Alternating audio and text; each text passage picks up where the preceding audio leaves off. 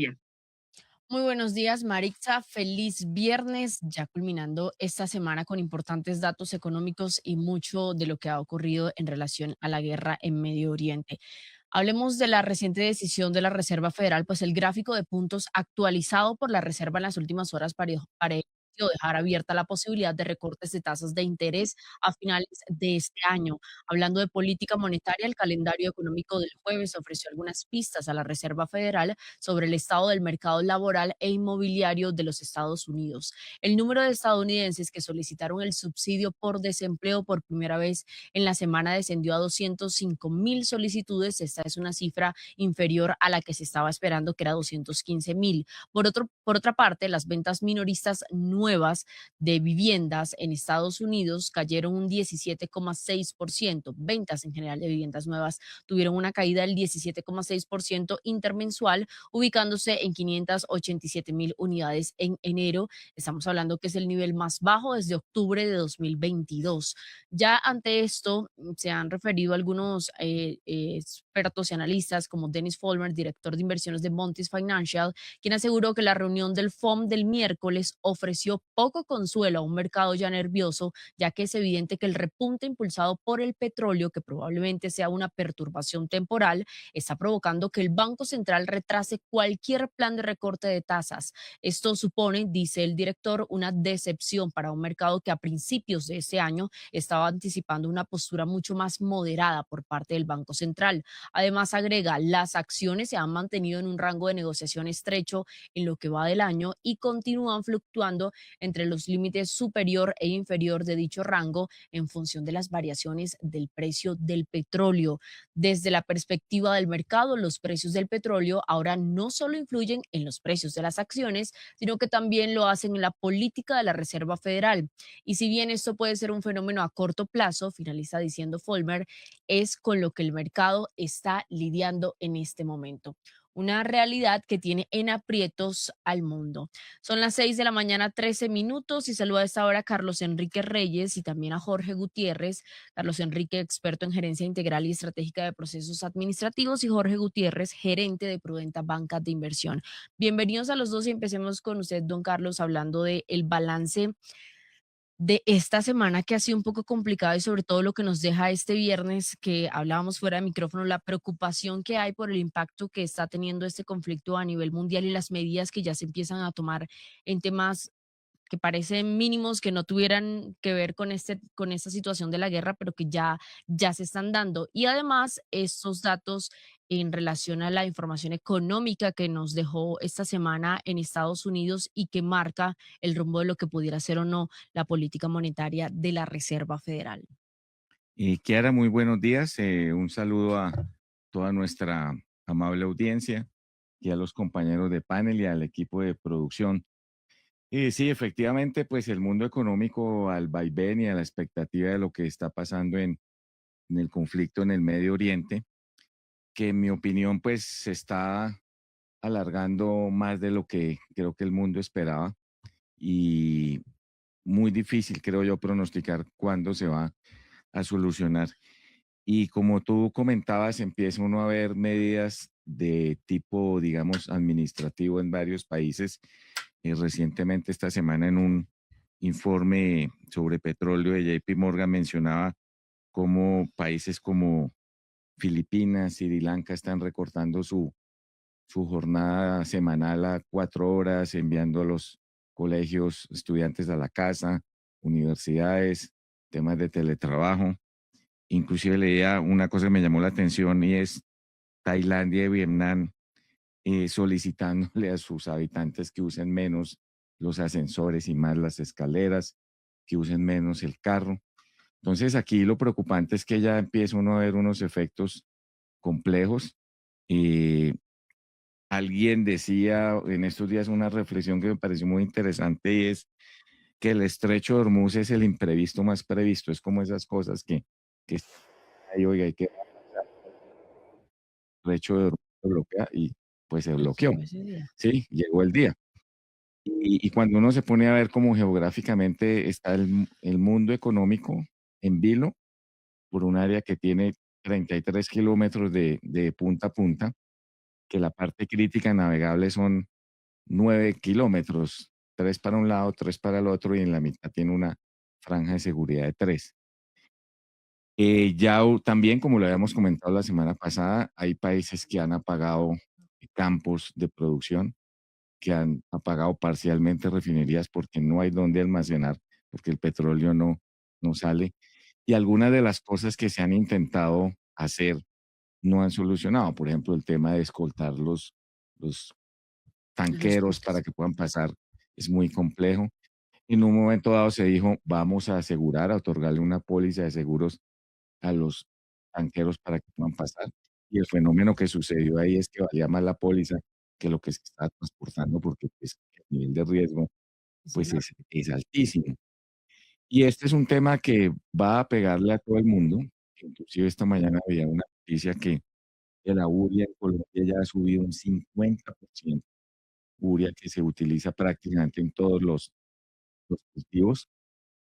Y pasando ya a un tema, pues, más de bancos centrales, pues, esto le va a poner una dificultad a todos los bancos que de pronto estaban como en la expectativa o en línea de posibles disminuciones de tasas, y tocará mirar semana a semana, día a día, cuál es el efecto en precios de todo esto que está pasando. Lo habíamos comentado también, la gasolina en Estados Unidos sigue subiendo, en un mes ha subido cerca del 30%. Y en parte eso tiene que ver con las medidas, los consejos que están dando los Claro, países de no use carro o evite usar el carro muy seguido, mandar a la gente teletrabajo, sí. de acuerdo. Y el estrecho, pues, sigue obstruido, y mientras inclusive hay analistas que consideran que así se diera una solución rápida a ese bloqueo, la normalización de los flujos se va a demorar, porque hay, como comentaba, hay mucho, tanquero, perdón, atascado, hay refinerías semiapagadas, y volver a normalizar eso toma tiempo y plata. Sí, a propósito de esto que usted menciona, el bloqueo que se está presentando allí en el estrecho de Hormuz, estaba aquí leyendo que Estados Unidos lo que va a hacer es permitir el paso de los buques que estén iraníes, que ya estén en el mar, para así garantizar la liberación de unos 150 millones de barriles de suministro. O sea, a ese nivel de Imagínese a dónde flexibilización llegamos, sí, estamos. que ya le vamos a permitir al rival que Exactamente. pase con sus manos. 6 de la mañana, 19 minutos. Pasemos a conocer cómo se están comportando los mercados a nivel internacional. En Primera Página Radio, las bolsas del mundo. Asia entró a una nueva etapa de corrección. La bolsa de Japón no, pero este viernes, en medio de las preocupaciones sobre los riesgos de la inflación que esté aumentando, el índice Nikkei 225 se ha visto presionado durante esa semana por la incertidumbre que reina en los mercados bursátiles en general, debido a la guerra con Irán, que ha impulsado al alza los precios de la energía. Hoy el Kospi de Seúl ganó este viernes, después de que el precio del petróleo registró un descenso. El jueves el Nikkei se desplomó un 3,38%, arrastrado por el enfriamiento de las expectativas por una pronta baja de los tipos de interés en Estados Unidos y las tensiones que se dan en Medio Oriente, que volvieron a impulsar nuevamente los precios del petróleo. Además, el Banco de Japón señaló el aumento de los riesgos energéticos como una preocupación importante este jueves, al anunciar su decisión sobre los tipos de interés. Mantuvo los tipos sin cambios e insinuó que podría haberse obligado a intervenir subiéndolos en los próximos meses. El índice de referencia de la bolsa de Shanghai cayó este viernes 1,24% y el Parque Shenzhen bajó un 0,25%. El Hansen, índice de referencia de la bolsa de Hong Kong, cerró este jueves con pérdidas del 0,88%, en una jornada en la que las acciones de valores tecnológicos tuvieron un retroceso del 2,48%. El Hansen China Enterprises, que mide el comportamiento de las compañías de la China continental, bajó 1,40%. El Kospi, principal indicador de la bolsa de Seúl, ganó un 0,31% este viernes, después de que el petróleo registrara un descenso tras haberse disparado en las últimas jornadas por el conflicto en Oriente Medio. El referencial surcoreano sumó 17,98 puntos y se ubicó en esta jornada en 5.781 unidades. Tenemos que el Cosda, que agrupa las empresas tecnológicas y de mediana capitalización, subió 1,58% y frente a las locales Samsung Electronics, valor de referencia local, tuvo una depreciación del 0,55%. Así se comporta Asia. Jorge Gutiérrez, análisis de Asia, muy afectado, muy golpeado por lo que pasa en general en Oriente Medio y la semana pasada estamos registrando un poco de recuperación, de mejora, pero nuevamente esta semana ha estado marcada por las caídas. Hola, Kiara, muy buenos días. Un cordial saludo para toda la audiencia y los compañeros de panel y de producción. Pues en efecto, yo creería que, como bien lo ha notado Carlos Enrique y tú, pues el tema del petróleo está generando estragos. Eso se sabía o se sabe que cuando pasan esas cosas, pues los impactos de corto plazo se ven. Asia no ha sido la excepción. Diría yo que hay que tenerlo opuesto en China, porque evidentemente pues es el país que más petróleo probablemente demanda en el mundo. Entonces, eh, entre otras cosas, las acciones, como tú mencionabas, en Japón y en otros países en Asia se han perturbado, han tenido comportamientos a la baja por el petróleo, pero si uno mira el comportamiento de fondo en China, hay, digamos, dos anuncios que me parecen relevantes, que de alguna forma dejan ver que si bien la crisis del petróleo está generando estragos, de todas maneras pareciera ser que es muy temporal. Y esto tiene que ver un poco con la estadística del comercio exterior de China en los últimos 3 meses, que ha crecido más del 18%, particularmente en las exportaciones, y entre otras cosas nos ha llevado a situaciones inesperadas, pero de alguna forma calculables, y es una tremenda guerra de precios en todos los productos exportados de China. Es decir, China se ha caracterizado por precios bajos permanentemente, pero ahora entre ellos tiene una competencia de precios importante. Bueno, ya hemos mencionado acá el caso de los vehículos y demás. Pero en complemento de esto, Kiara, me parece que no solamente para el caso de Asia, sino para el mundo entero, el tema del petróleo, quizá el impacto más relevante está en lo que puede ser el incremento súbito, como mencionó Carlos Enrique, en lo que tiene que ver con los fertilizantes.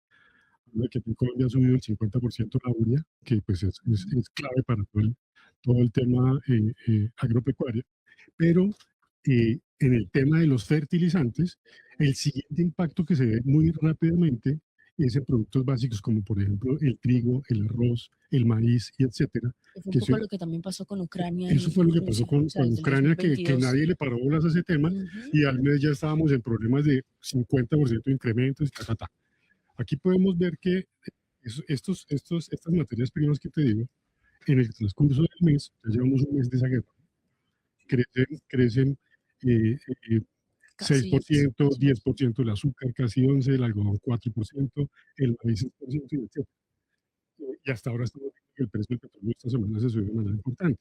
Entonces, ahí yo creo que para el mundo entero, y de pronto Asia vuelve y juega, en donde el tema de la población es tan grande, que el impacto de la inflación de alimentos puede ser bastante nociva, más que otros temas. Buenos días, doctor Héctor. Sí.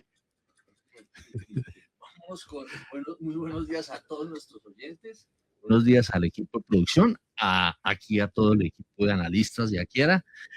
Europa. Europa, pero antes mencionarle a un Héctor que acaba de salir noticia relacionada con el Banco de Rusia, que recortó sus tasas de interés en 50 puntos básicos. Así lo ha dado a conocer el Consejo de Administración del Banco de Rusia, que decidió hacer este recorte hasta ubicarse en 15,50 anual. De acuerdo con el emisor, la economía se encamina hacia una senda de crecimiento equilibrado y en febrero el crecimiento del precio se desaceleró como era de esperarse. Y hablando de Europa, las bolsas se recuperan después de que ayer se desplomaron a su nivel más bajo desde el mes de diciembre. Los futuros del gas natural de los Países Bajos, que es la referencia europea, subió un 13,2% hasta ubicarse en 61,85 euros por megavatio hora. El avance se produjo después de que los ataques iraníes alcanzaran la mayor planta de producción de gas licuado del mundo, la Ras Laffan en Qatar, y esta planta por sí sola representa hasta una quinta parte del suministro mundial del gas natural licuado. Hablando puntualmente del dólar y las monedas en Europa, el dólar contra el euro está bajando a 1,11 dólares, Mientras que las bolsas, Madrid gana un 0,34%, la de París un 0,39%, la de Milán un 0,75%, la bolsa de Londres está al alza un 0,29% y la única que en esa jornada de cierre de semana está perdiendo de momento es la de Frankfurt, que cae un 0,13%, mientras que el Eurostock 50, que es el índice en el que cotizan las empresas europeas de mayor capitalización, también está registrando un avance del 0,74%. Bueno, son las 6 de la mañana y 26 minutos. Hoy vamos a tener, menos mal aquí yo veo muchas personas relacionadas con el tema financiero, porque vamos a tener un análisis, una cronología que nos va a hacer Daniel Támara de todo lo que ha pasado en torno a las operaciones de la Dirección de Crédito Público. Entonces, esto está popocho. Veo que llegó Mauricio Guzmán de Sura Investments y está aquí con nosotros Andrés Aristizábal, que fue durante un tiempo el 10 de la selección. el 10 de la selección, no. El mejor jugador sin balón. El mejor jugador sin balón, no. Andrés Aristizábal fue el tesorero, ¿no? Tesorero del Scotiabank y el ABN AMRO Bank, no alcanzó, ¿no? No. El del Scotiabank. Santander, Citibank, BBVA. Eso. Bueno, a ver, don Andrés Aristizábal, metamos con Europa, ya que se vino muy tieso y muy majo. Buenos días a todos, un gusto acompañarlos nuevamente. Bueno, Europa termina una semana bastante interesante con Lagarde sacando unas medidas digamos, en las que trata de volver a motivar el tema de crear empresas en Europa. Llama la atención su interés digamos, como de competir en el tema de toda esa estructura que tiene Estados Unidos a través de la creación de compañías de LLC y todos estos temas. Lagarde creo que trata de tener una posición mucho más agresiva. Te dice que se puede crear ahora una compañía sin capital, ojo con este tema, sin capital, con en menos de 48 horas, y creo que eso es un tema pues interesante para tener presente. En temas de lo que viene sucediendo, cada vez se siente más limitada la expectativa de bajada de tasas de interés en Europa. Todo viene dado por el tema de la expectativa de inflación. Hablan que con toda la situación de lo que viene sucediendo en la guerra con Irán, está impactando temas de costos, temas de gas que lo acaba de mencionar, tema petróleo, y esta situación pues hace que la posibilidad de bajar, de continuar o de haber un recorte de tasas, que era una expectativa que había, pues se disipa y finalmente no creo que suceda. Así que creo que Europa sigue pues en una situación que sigue enmarcada en unos desaciertos, digamos, importantes, y bueno, veremos qué termina de pasar el resto del año. 6:29, vamos picaditos, nos vamos con Latinoamérica.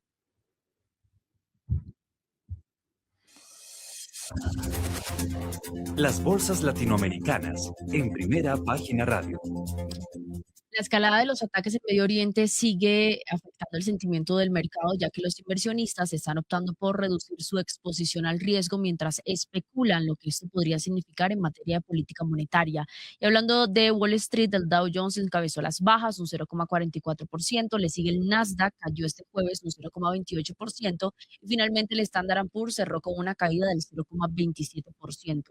En Latinoamérica tenemos que el Merval de la Bolsa de Comercio de Buenos Aires subió un 2,78%, ganó un 0,35% el Ibovespa de Sao Paulo. Esta misma tendencia se registró en Colombia, que el índice MSCI Colcap avanzó un 0,97%, y caídas se registraron también en el Standard & Poor's de la Bolsa de México, que perdió un 0,88%, retroceso en el IPSA de Santiago de Chile del 1,38%, y caída del MSCI Nuam de Perú, de la Bolsa de Valores de Lima, que representó una baja del 4,10% en ese cierre de jornada del jueves.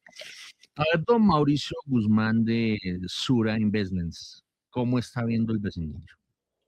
Buenos días, Héctor. Buenos días a todos los oyentes y a todos los compañeros del panel. Pues, Héctor, Latinoamérica ha caído junto con el resto del mundo. Era esperable. Esto pues, es una situación que afecta las expectativas económicas de política monetaria a nivel mundial.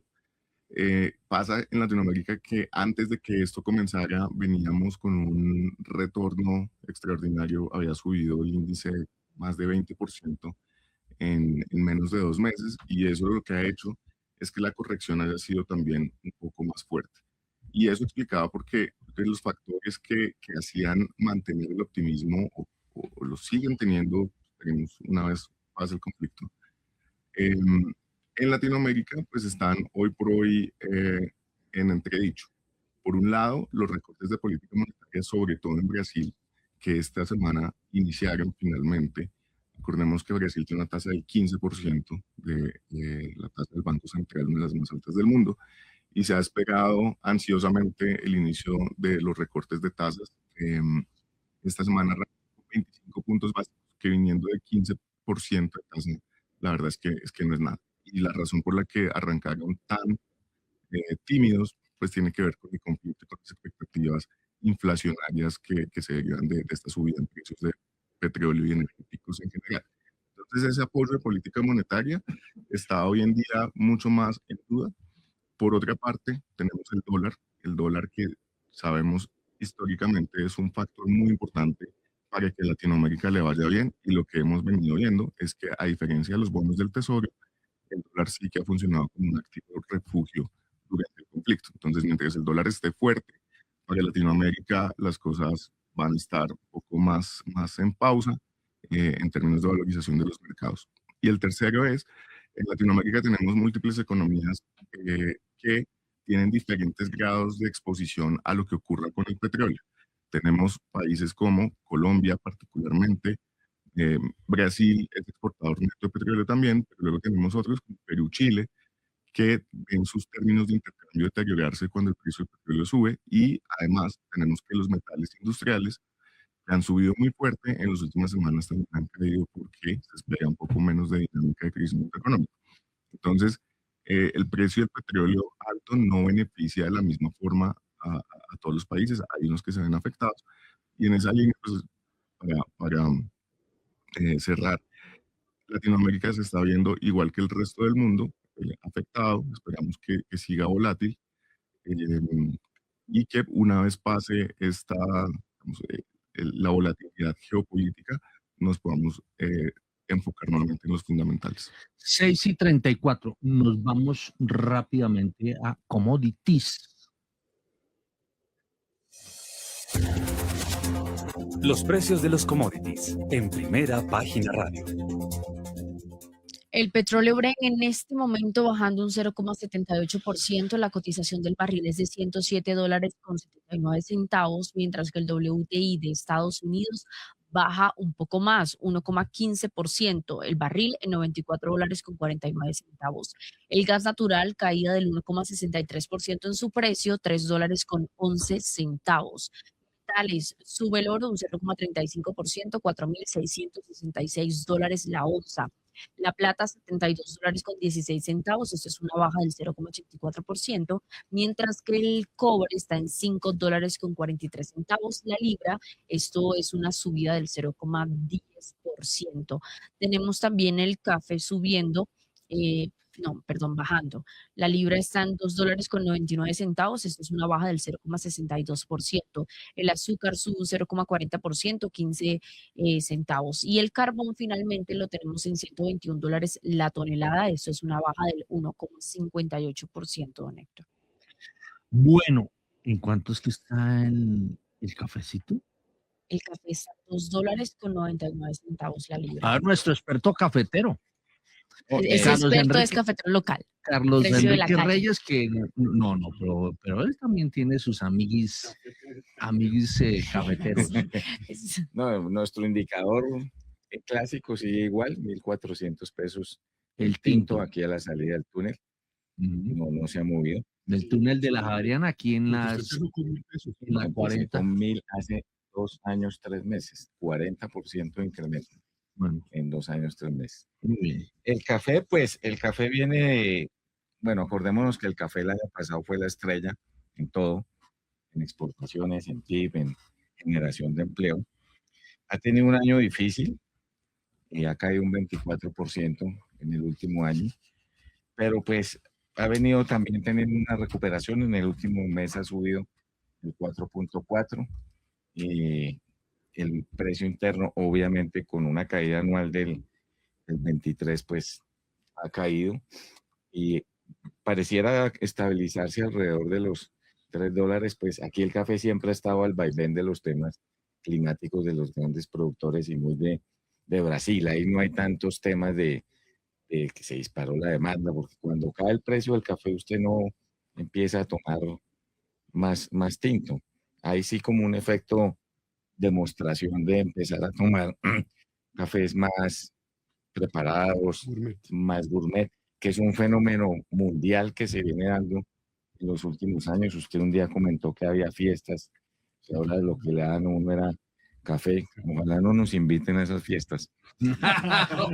Uy, Dios mío. Bueno, Kiara, ¿en cuánto está el petróleo? Porque ya se nos salió aquí de madres. El Bren está en $108.03 y el WTI de Estados Unidos $94.68. A ver, don Aristi, el petróleo. Bueno, el petróleo, pues, está definitivamente influenciado por el conflicto con Irán y Estados Unidos. Hay un nuevo tema que se está volviendo interesante, que es el canal de Hormuz, que pues ya estamos viendo que unos países se están sumando a decir que tienen que hacer para proteger el canal de Hormuz para que pueda finalmente continuar el flujo normal de los buques transportando petróleo, que en principio suena interesante, pero también creo que le agrega factores adicionales al conflicto, porque ya son países que están entrando que no hacían parte de la historia De la fiesta. y ya están entrando también. Eh, pues yo esperaría que el tema en algún punto pare de escalar. La realidad es que todos los días hay algo adicional, algo nuevo que entra.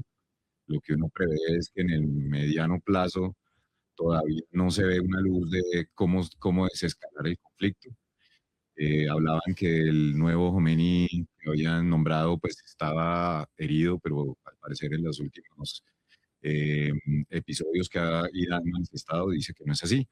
Así que mientras esta historia, digamos, continúe, pues el petróleo lo veo difícil que pueda irse debajo de los $100. Lo veo que por lo menos podemos ir así hasta mayo, junio. Don Mauricio. Sí, muy rápido un comentario. Ayer, digamos que el conflicto tuvo un hito bien importante que lo pone en otro lugar y es hasta ahora la discusión había sido efectivamente alrededor del canal de Hormuz, por donde transita 20% del petróleo, pero la producción no estaba tan comprometida. Y ayer que pasaron los ataques de instalaciones militares, que había sido la tónica hasta el momento, a atacar directamente infraestructura energética, comenzando con Israel, que atacó una planta de producción de gas de Irán, y la retaliación de Irán fue atacar la planta de producción de LNG, el gas natural licuado. Más grande del mundo, produce el 20% del gas natural del licuado del mundo en Qatar. También atacó una refinería en Arabia Saudita y anoche se atacó una otra instalación en Kuwait.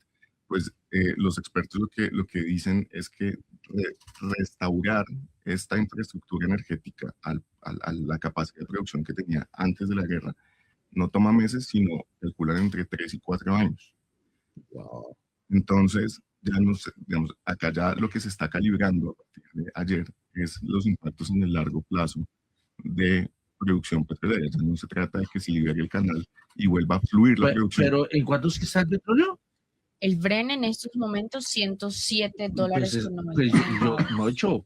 Yo estaría preocupado, pero veo que el mercado no tanto. Claro, pero entonces nuestra interpretación de eso es, hasta ahora era una cuestión de la producción sigue estando igual y es una cuestión de que vuelva a fluir. Y entonces, una vez eso ocurriera, probablemente el petróleo iba a volver a estar relativamente rápido en sus niveles previos. Ahora lo que estamos hablando es cuál es el nuevo equilibrio del precio para el mediano largo plazo. con una capacidad productiva que está en duda hoy por hoy cuál es y cuál va a ser. Entonces, de lo que estamos hablando es que te ha subido 50% y es una vez se resuelva el conflicto, cuánto va a bajar o en dónde se va a estabilizar, y probablemente lo que tengamos es un nuevo equilibrio en precios algo más altos o bastante más altos de los que tenemos. El oro. El oro, $4,670 la onza. A ver, don Jorge Gutiérrez, oro y tesoros. Ok, bien, el oro me parece que se puede leer entre líneas que realmente ese rally que tuvimos de precios, buena parte es especulativo. Usted fue que se pelució, ¿no? Porque la pinta o peor. Pero no se afeitó. Sí, no se afeitó. Sí. Bueno, yo no me afeito, pero no se nota. Bueno, entonces yo digo, en buena parte está especulado, quedó claro. No encuentro como una explicación distinta cuando vemos que desde enero para acá, finales de enero para acá, no ha caído más del 20%. Eso es una caída drástica, $1,000. Bien, y llegó a 5,580. Estamos en 4,600. Muy bien, el otro tema es el cacao. No volvimos a hablar de cacao cuando el año pasado al lado del café fue protagonista. Y el cacao ha caído 47% en el último año. Es decir, buena parte también estaba especulando seguramente, o no sé de dónde salió producción de cacao, porque creo que no había muchas novedades en ese frente, y es importante. Y lo otro que me parece que no podemos perder de vista y tiene que ser, digamos, el punto de concentración ahora, y es el tema de los fertilizantes. Hablamos hace 8 días, lo pasamos de lado, y en cuestión de una semana, que lo acabamos de hablar, en Colombia sube el 50% en la uva, que es vital. Y vuelvo, insisto, el tema es que en lo que ocurrió las 2 últimas semanas, en promedio, puede que ha subido más o menos los productos, digamos que son los más elásticos a esa variación de precios, han subido entre el 8 y 15%. Que ahora he mencionado ahora que cuando pasó lo de Ucrania, eso en cuestión de 3 meses había saltado al doble. Entonces me parece que ese es un tema de mucho cuidado. Se está dañando la foto final, ¿no? Porque están pasando muchas cosas raras. Bueno, tiene un comentario mano, pequeñito. No, sí. pero de 15 segundos. Sí, no, usted comentaba que pues, los mercados parecía que no estuvieran tan estresados porque el petróleo pues está ahí alrededor de los 106, 108. Pero yo lo que creo es que el daño ya está hecho. O sea, el petróleo ha subido en el último mes un 50% y ya se van a empezar a ver todos esos efectos en precios por todo el mundo. La gasolina en Estados Unidos. Eso al revés de lo que usted decía, Héctor. Si uno mira la variación del año corrido del gas natural, ha caído más del 15%. Sáquile la amarilla. No, mentira, no, eso sí manda. También no sabe manejar las la vocería. interpelaciones. Sí, las interpelaciones. Bueno, además eran 15 segundos. Yo el codirector en la sombra. Bueno, muy bien, 6:44. Nos vamos a meter con Daniel Támara, que hoy se vino, muy majo, vino temprano, porque uno por lo general se conecta después de las 7:20. Uno dice, ¿dónde está? Recién peinado. Sí.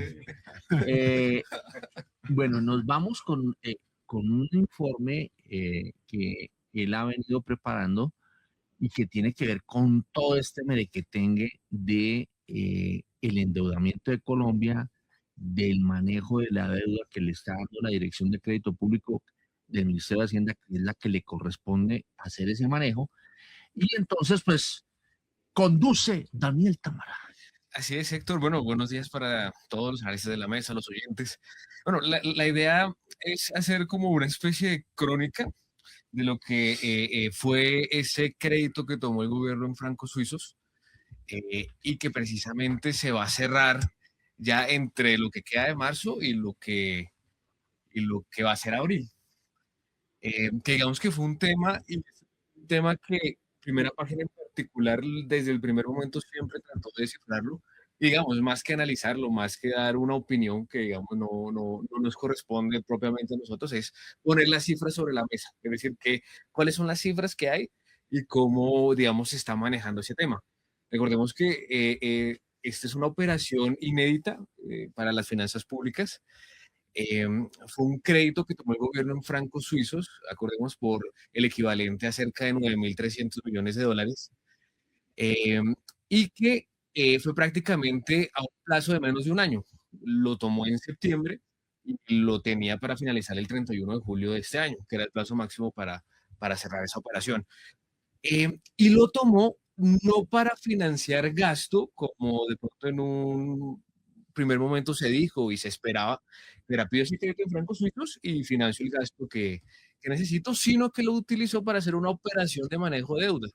Es decir, con esos recursos lo que hizo fue recomprar deuda del propio gobierno, que estaba a tasas altas, y dejar más bien esta deuda en francos suizos que la tomó a una tasa del orden de 1,5%, según pues nos comentaron, o lo comentó el gobierno en su momento, lo hizo público.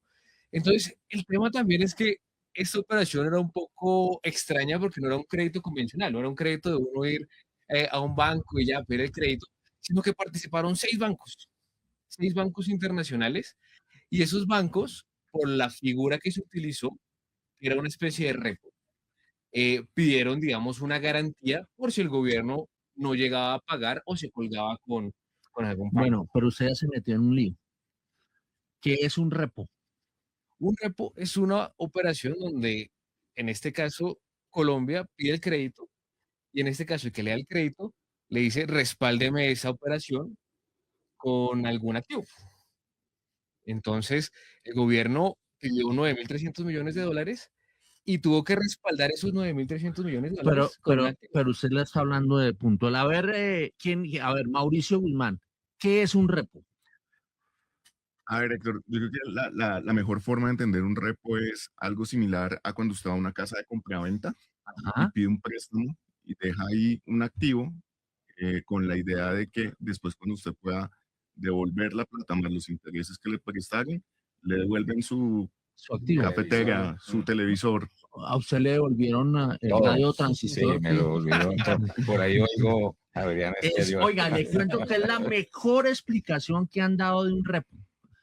Porque es que el repo es adquirir algo prestado, pero con el compromiso de recomprarlo. Entonces, no, perfecta la explicación de Mauricio, que es como ir a una casa empeño que además pululan en Chapinero, ¿no?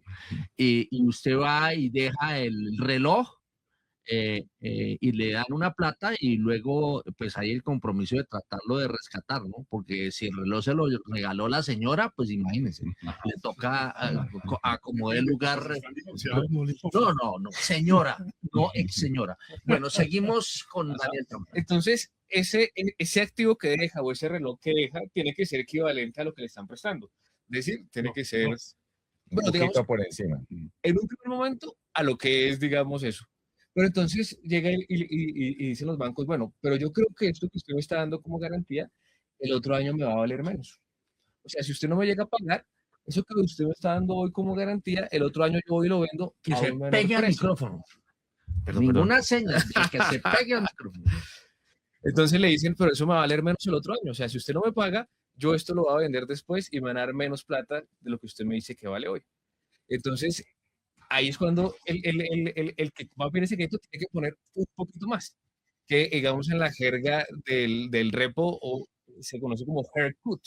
Entonces, eso es poner un poquito más porque el banco dice, esto me va a valer menos el otro año, si usted no me paga, entonces ahí yo voy a pérdida. O Entonces, sea, tiene que poner más que el reloj. ajá, o sea, el reloj y un collar, por ejemplo, un collar ahí. Pero entonces, acá el caso particular para esta operación de Colombia es que los bancos le dijeron, es que yo creo que esto que usted me está dando va a valer muchísimo menos el próximo año. Entonces, deme eso más un 61,3% adicional, porque eventualmente eso que usted me está dando como garantía va a valer menos el próximo año. Es decir, el reloj, el collar y El un par apartamento. de... Televisor. No, y La un señora. televisor. Sí, no, sí, es mejor de la señora. Bueno. Entonces, vamos con la historia. Entonces, Ojo, porque nos podemos meter en El lío, sí. Entonces, ¿esto cómo se traduce en las cifras de Hacienda? Entonces, el crédito era aproximadamente por 9.300. El gobierno lo respalda esos 9.300 poniendo desde largo plazo. Ahí puso cerca de 3.100 millones de dólares, digamos, el equivalente que eran 12.3 billones de pesos. Pone también títulos globales colombianos en dólares por el equivalente a 4.600 millones de dólares, pone tesoros americanos por el equivalente a 1.500 millones de dólares y ahí nos dan los 9.300 millones de dólares con lo que ha respaldado la operación inicialmente. Entonces, entrega eso a la banqueta y dice, esta es mi garantía, este es mi reloj, este es mi carro y se los va a poner ahí. Entonces, los bancos dijeron, bueno, yo creo que usted me tiene que dar, para yo poderle prestar, porque eso seguramente va a valer menos el próximo año, deme un 61% adicional. ¿Y qué hizo el gobierno? Hizo una colocación directa de test corto plazo por 21,6 billones de pesos, que eso es más o menos equivalente a 5.100 millones de dólares, y entregó también tesoros americanos aproximadamente por 300 millones de dólares, por un total de 5.400 millones de dólares. Estamos hablando de algo así como 22,8 billones de pesos, que terminó siendo el famoso haircut, o sea, la parte adicional que puso, esperando eventualmente una desvalorización de la garantía que había dado. El haircut, ¿qué es el haircut? El haircut es esa diferencia entre lo que yo doy como garantía a mi reloj y lo que me pide adicional el banco para poderme prestar, porque espera que eso que yo le entregué como garantía valga menos el próximo año. Ok, o sea, el haircut Sobregarantía. es una especie de sobregarantía, es decir, que le da el collar y la pulsera. La pulsera. Bueno, listo. Entonces ahí arrancó la ejecución del TRS. Entonces hasta ahí eso fue, Bueno, eso fue, ¿TRS qué es? bueno, es el repo, se traduce Total Return Bueno. Swap, pero digamos que está como repo, para Eso. no... Bueno, muy bien. Y, O sea, ponga TRS repo, Eso. que ya sabemos que es el repo, Ajá. porque Mauricio Guzmán nos ha dado la mejor explicación concisa, contundente. A del ver, repo. Eso. Mínimo. Entonces, ¿qué pasa? Y ahí había un componente cambiario. Y es que ese repo se hizo en una moneda que Colombia nunca había tomado un crédito, que era el franco suizo. Pero se desembolsó en dólares. Entonces, para, digamos, hacer el cierre de esa operación, el gobierno tenía que pagar en dólares esa operación, pero la deuda estaba en franco suizo. Entonces, bueno, digamos que esa fue cómo se ejecutó. Eso fue lo primero que supimos y bueno, se ejecutó eso en septiembre del año pasado. Cuando se ejecuta nos dicen, lo vamos a pagar, no a un año, sino lo vamos a pagar al 31 de julio del 2026, digamos, mandando el mensaje de que no se le iba a dejar al otro gobierno, porque si se hacía un año, el que lo tenía que pagar era el gobierno que viene. Entonces dijeron, no, no lo va a pagar el próximo gobierno, lo vamos a pagar nosotros el 31 de julio. ¿Qué es lo que ha venido pasando? Este año hubo una apreciación, bueno, a finales del año pasado, comienzos de este año, una apreciación del franco suizo frente al dólar. Sí, había, importante además. Nosotros revelamos hace un par de semanas que eso llevó a que la creencia ya no fuera de 9.300 millones de dólares, sino de 9.700 millones de dólares. o sea, subió creo 400 400 millones de dólares. Pero el tema ahí fue que en pesos valía menos. En pesos arrancó valiendo 36 billones de pesos y a la fecha vale 35 billones de pesos. O sea, es un juego cambiario ahí, digamos, un poco raro, porque te vale más en dólares, pero te vale menos en pesos. Entonces, ¿qué hizo? O ahí viene la noticia de cómo se va a cerrar esa operación. El gobierno toma la decisión a comienzos de este año, y bueno, digamos, también a finales del año pasado, de ponerse en una actitud compradora de dólares. Y aprovechando que la tasa de cambio peso dólar venía cayendo, tocó mínimos de 3.590 en algún momento, 3.590 pesos, pero se ha mantenido, digamos, sistemáticamente entre niveles de 3.680 pesos y 3.720 pesos, más o menos, que eso es muy por debajo de lo que era la tasa de cambio cuando se ejecutó el repo. Se ejecutó el repo, la tasa de cambio estaba por encima de los 4.000 pesos. Mire la cámara, por favor. Era era de 4.000 pesos. Entonces, crédito público dice, bueno, a mí me entregaron una plata que yo moneticé en el momento en el que ejecuté el repo y lo moneticé a 4.000 pesos. Ahora voy a comprar dólares y los voy a comprar a menos de 3.700 pesos. Entonces ahí digamos, la premisa es tener alguna ganancia cambiaria haciendo eso. Entonces nos enteramos también a comienzos de este año que aparte de todo lo que había puesto crédito público como garantía, puso 1.000 millones de dólares adicionales de caja, o sea, de efectivo de cash, para, digamos, evitar que el banco le pidiera más garantía si había una fuerte desvalorización de la misma garantía o colateral. Es decir, de que, digamos, el banco esperaba Un que llamado a margen. una fuerte desvalorización y que cuando se materializara esa desvalorización fuese mayor a la esperada. Entonces ahí el banco lo que dice, bueno, deme más garantía porque esto se está desvalorizando más de lo que yo estaba pensando. ¿Se desvalorizó o no se desvalorizó? Espere, deje que vaya despacio, despacio. Siga usted porque si no, no termina la historia para que después usted sí meta la cuchara. Entonces, hagamos el análisis. Entonces, digo, esos $1.000 millones adicionales. Entonces, ahorita viene el cierre de esa operación. Entonces, más o menos, ¿cómo se va a hacer este cierre que lo venimos revelando, digamos, en primera página, sobre todo esta semana? Y es, bueno, el gobierno, como decimos, puso unos tesoros en garantía, 1.500 millones como garantía, y 300 adicionales para cubrir una parte de ese haircut, o sea, $1.800 millones, que va a utilizar esos tesoros para cancelar $1.800 millones de esa operación. Entonces ahí cancela $1.800 millones, tesoros con tesoros. Eh, Esos $1.000 millones que dio en caja también van contra la cancelación de la operación. Entonces ahí ya tenemos $2.800 millones. Fuera de eso, lo que no se ha dicho o lo que ha dicho Crédito Público es que ese colateral o esa garantía que puso está generando unos intereses que está percibiendo el propio gobierno. Más o menos, según lo que uno puede calcular, es que el director de Crédito Público en algún momento dijo, eso está cuadruplicando el efecto de la apreciación del franco contra el dólar.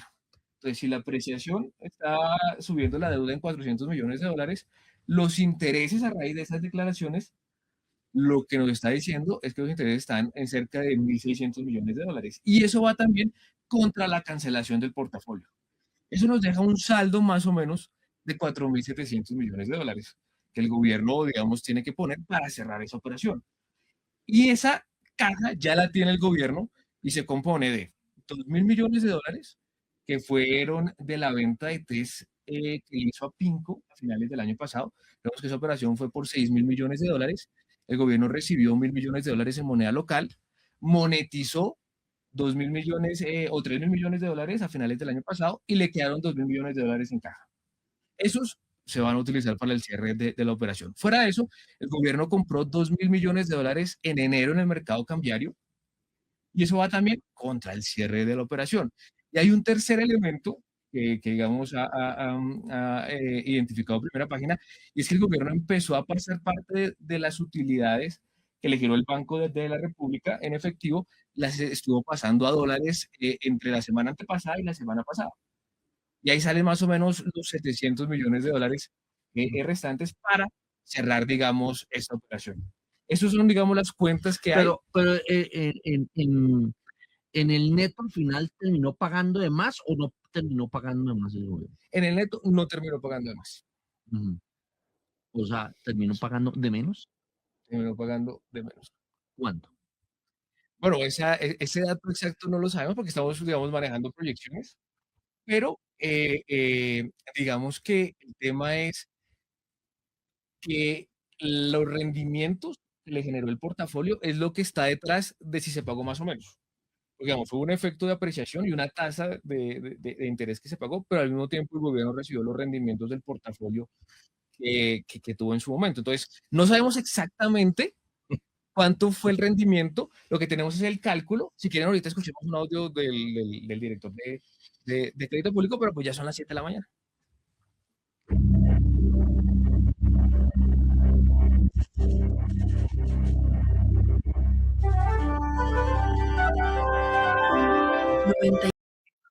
Muchas gracias, Maritza. Son las 7 de la mañana y 11 minutos. Esta explicación que nos está dando hoy Daniel Cámara de las operaciones que ha hecho la Dirección de Crédito Público está muy interesante. Aquí hay algunos que les observo el cabello y tienen los pelos de punta, pero bueno, vamos a ver si se relajan. Pero dejemos que la historia, que el cuento de Caperucita Roja lo termine de echar Daniel Cámara. Así es, bueno, antes de de cerrar o hacer un comentario final, escuchamos ese audio del director de crédito público, un poco que nos hablaba precisamente de esa ganancia que espera tener por los rendimientos del colateral o de la garantía que puso en esta operación. Que eso es una estructura de carry trade. Entonces yo me apalanco en una moneda y tengo el riesgo cambiario de esa moneda y empiezo a engordar un portafolio. Tengo un portafolio de engorde casi al 13%. Pero pesos, en pesos, con una tasa de cambio apreciada en el componente de TES y un componente de Yankees, que ahí sí no la apreciación del peso, que compramos Yankees casi a... Entonces, me preocupa una apreciación del 2% cuando tengo un carry al otro lado cuadruplicando eso. Está súper positivo. Bueno, ahí me asalta una duda. Cuando dice que el portafolio está generándole, digamos, rentabilidades, ¿cuál portafolio, a qué portafolio se refiere? A la garantía, como la garantía fueron bonos. O sea, pone la garantía, pero esa garantía está invertida. Esa garantía está invertida, está rentando. Entonces son TES colombianos, bonos colombianos en dólares y tesoros americanos. O sea, el rendimiento es mi propia deuda. O sea, yo asumo una deuda y me pago los tengo intereses. un super retorno porque yo tengo que sacar plata de mi propio bolsillo para pagarme yo mismo. Para pagar la deuda que tengo. Los intereses. Y con eso es que yo cuadruplico el rendimiento de lo que tuvo en el pacto de efectivo. Además, ¿sí? Ese rendimiento, pues también, como decíamos, va sobre la cancelación del colateral. O sea, esos intereses que estuvo recibiendo los va a dar contra la cancelación, digamos, de esa deuda. Como en toda operación, lo que hay que poner es igual resultado. ¿Cuál es el resultado? Digamos, mirándolo solamente la operación, es que esta operación tiene una particularidad, es que no se puede, digamos, casi analizar individualmente porque han venido ocurriendo muchas cosas, como por ejemplo la venta de Tesa Pinco, que también fue algo que no se había visto, donde se le entregan test directamente a un agente extranjero, o sea, se le vende directamente. ¿Qué tasa recordemos, Tamara? ¿Esos test cómo se colocan? Es una tasa promedio del 13.2%. Listo. ¿Y acabo de comprar los test que dieron de garantía? Más o menos al 12.5, 12.8%. ¿Y qué es esa cara? Pues es un mayor gasto, Héctor. Es un mayor gasto. O sea, yo compré unos títulos a 12, pero para pagarlos, coloco desde al 13. Estoy perdiendo 100 básicos de entrada, ¿no? Bueno, creo que ahí también hay una operación cambiaria porque el gobierno recibió la plata en dólares, ¿no? Ajá. ¿Y eso y hay qué? Pues que hay un componente donde toca mirar es la tasa de cambio, digamos, o sea, como está en dólares y la tasa está en pesos, entonces hay que hacer como una conversión para mirar, pues, y analizar bien el resultado final de cuál es el costo y todo eso. Pero lo que nos da, digamos, en términos generales, solamente mirando la operación, es que sí pudo haber generado algún ahorro, digamos, desde la parte contable, sí, porque estamos hablando obviamente de que los intereses nos pago yo con yo y todo eso, pero desde la parte contable sí le pudo haber generado la operación como tal, la operación sola al gobierno, es decir, en términos generales le pudo haber salido bien. Lo que pasa es que está bien inmersa en un montón, en toda la estrategia, digamos, que se ha venido dando y de una oferta de test demasiado alta que se ha dado especialmente de test corto plazo.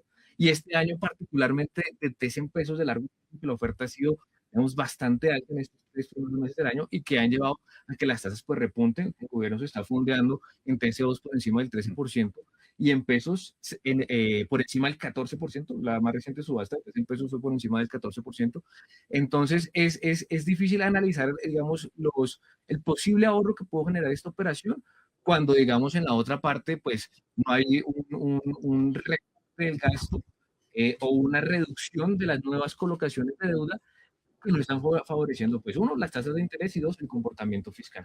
Yo no sé si se asemeje a esto, pero era lo que yo hacía cuando acudía al fondo de empleados del espectador, cuando era el espectador, para jinetear un poco las deudas Las que tarjetas tengan de los crédito. bancos, las tarjetas de crédito. Tal cual. A ver, para usted, ¿cuál es su resumen? Mire, Héctor, Carlos Enrique yo Reyes. qué reflexiones tengo sobre la operación. Primero, bueno, Támara ha venido haciendo un estudio muy juicioso. Yo creo que el día que se cierre todo, nos toca sentarnos, papel y lápiz, sumas y restas, a ver cuál fue el balance de la operación. Usted No, toca el papel y la...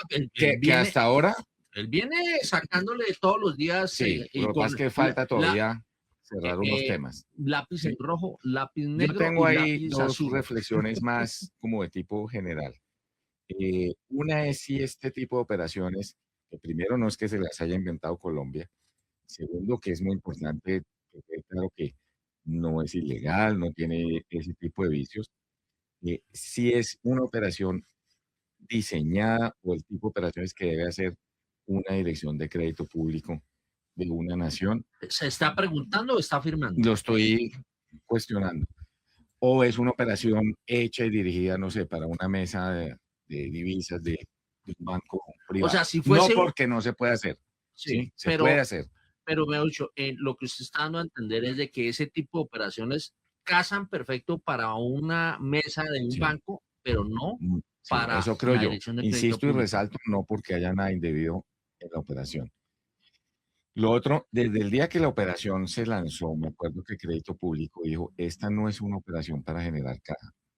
Lo dijo claramente, es una operación de manejo de costo de deuda. Y Támara toca un tema que es muy cierto y creo que es el fondo de todo el tema y es que el desorden fiscal sigue pues, creciendo día tras día. Obviamente eso es otro análisis, ¿sí? Eso no contamina la operación porque el desorden fiscal con operación o sin operación hubiera No, seguido. claro que sí contamina. No, no, pero digamos, usted, como dijo Crédito Público, yo no voy aquí a hacer esta operación para bajar mi monto de deuda, sino mi costo de deuda. Pero como el desorden sigue por otro lado, pues el monto de deuda pues sigue disparado, El ¿sí? costo, sí. Y hasta que no se ponga en orden la casa, pues el costo va a seguir disparado. Y ya último punto, lo que ha hecho el gobierno claramente es lo que usted decía, es un tema de jineteo, de como si yo me lo encuentro a usted y usted me dice, oiga, estoy como muy endeudado y después me lo encuentro y le digo, ¿qué hubo, Héctor? ¿Cómo le fue con su tema? Usted me dice, no, me fue muy bien. Y yo, ¿por qué? Porque es que la deuda del banco A se la vendí al B y me ahorré 50 básicos. La del X se la vendí al Y y me ahorré 120. Y yo lo felicito.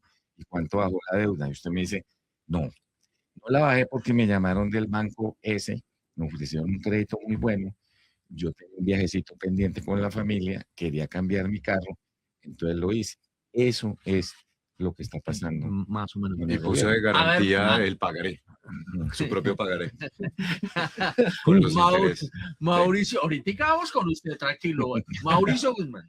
Oye, en esa línea de si esto es algo que Sura Investments. que es apropiado para una dirección de crédito público, me quería quedar con el comentario que hizo el director de crédito público de un carry trade. Entonces, ¿qué es el carry trade? Es una operación que existe hace muchísimo tiempo donde un inversionista se endeuda en una moneda que paga, que tiene una tasa de interés baja para tomar esa deuda e invertirla en una moneda que paga una tasa de interés alta. Entonces, en este momento, eso ha existido hace mucho tiempo. La moneda de fondeo más importante es el yen japonés. Las tasas en Japón llevan mucho tiempo muy bajas. Y esto existe y se ha hecho mucho tiempo. Es una operación netamente especulativa en la medida que usted le apuesta a que se va a poder ganar, digamos, se va a ganar ese diferencial entre las dos tasas y que la depreciación de la moneda no se le va a terminar comiendo la ganancia, el diferencial de la tasa. Entonces usted asume ese riesgo, no es gratis. Si fuera gratis, pues todos tendríamos deudas en yenes japoneses y no en pesos colombianos o en reales brasileños o en pesos mexicanos. Es porque hay un riesgo en la mitad que es un riesgo de FX. Entonces, en este ¿Un caso... riesgo de qué? De tasa de cambio. Ah, bueno. Foreign exchange.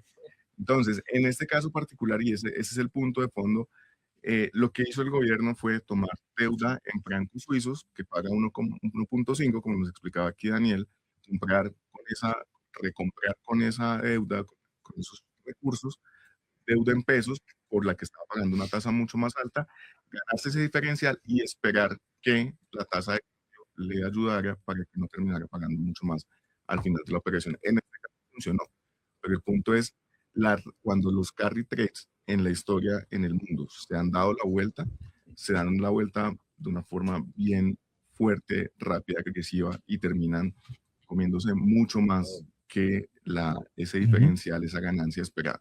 Entonces, ahí la duda grande es si esto se hace en meses de dinero, o sea, es una estrategia clásica de hedge funds, de fondos digamos, que toman riesgo para las finanzas públicas. Hay un interrogante grande si esto es lo más apropiado. ¿Qué cargo tiene usted?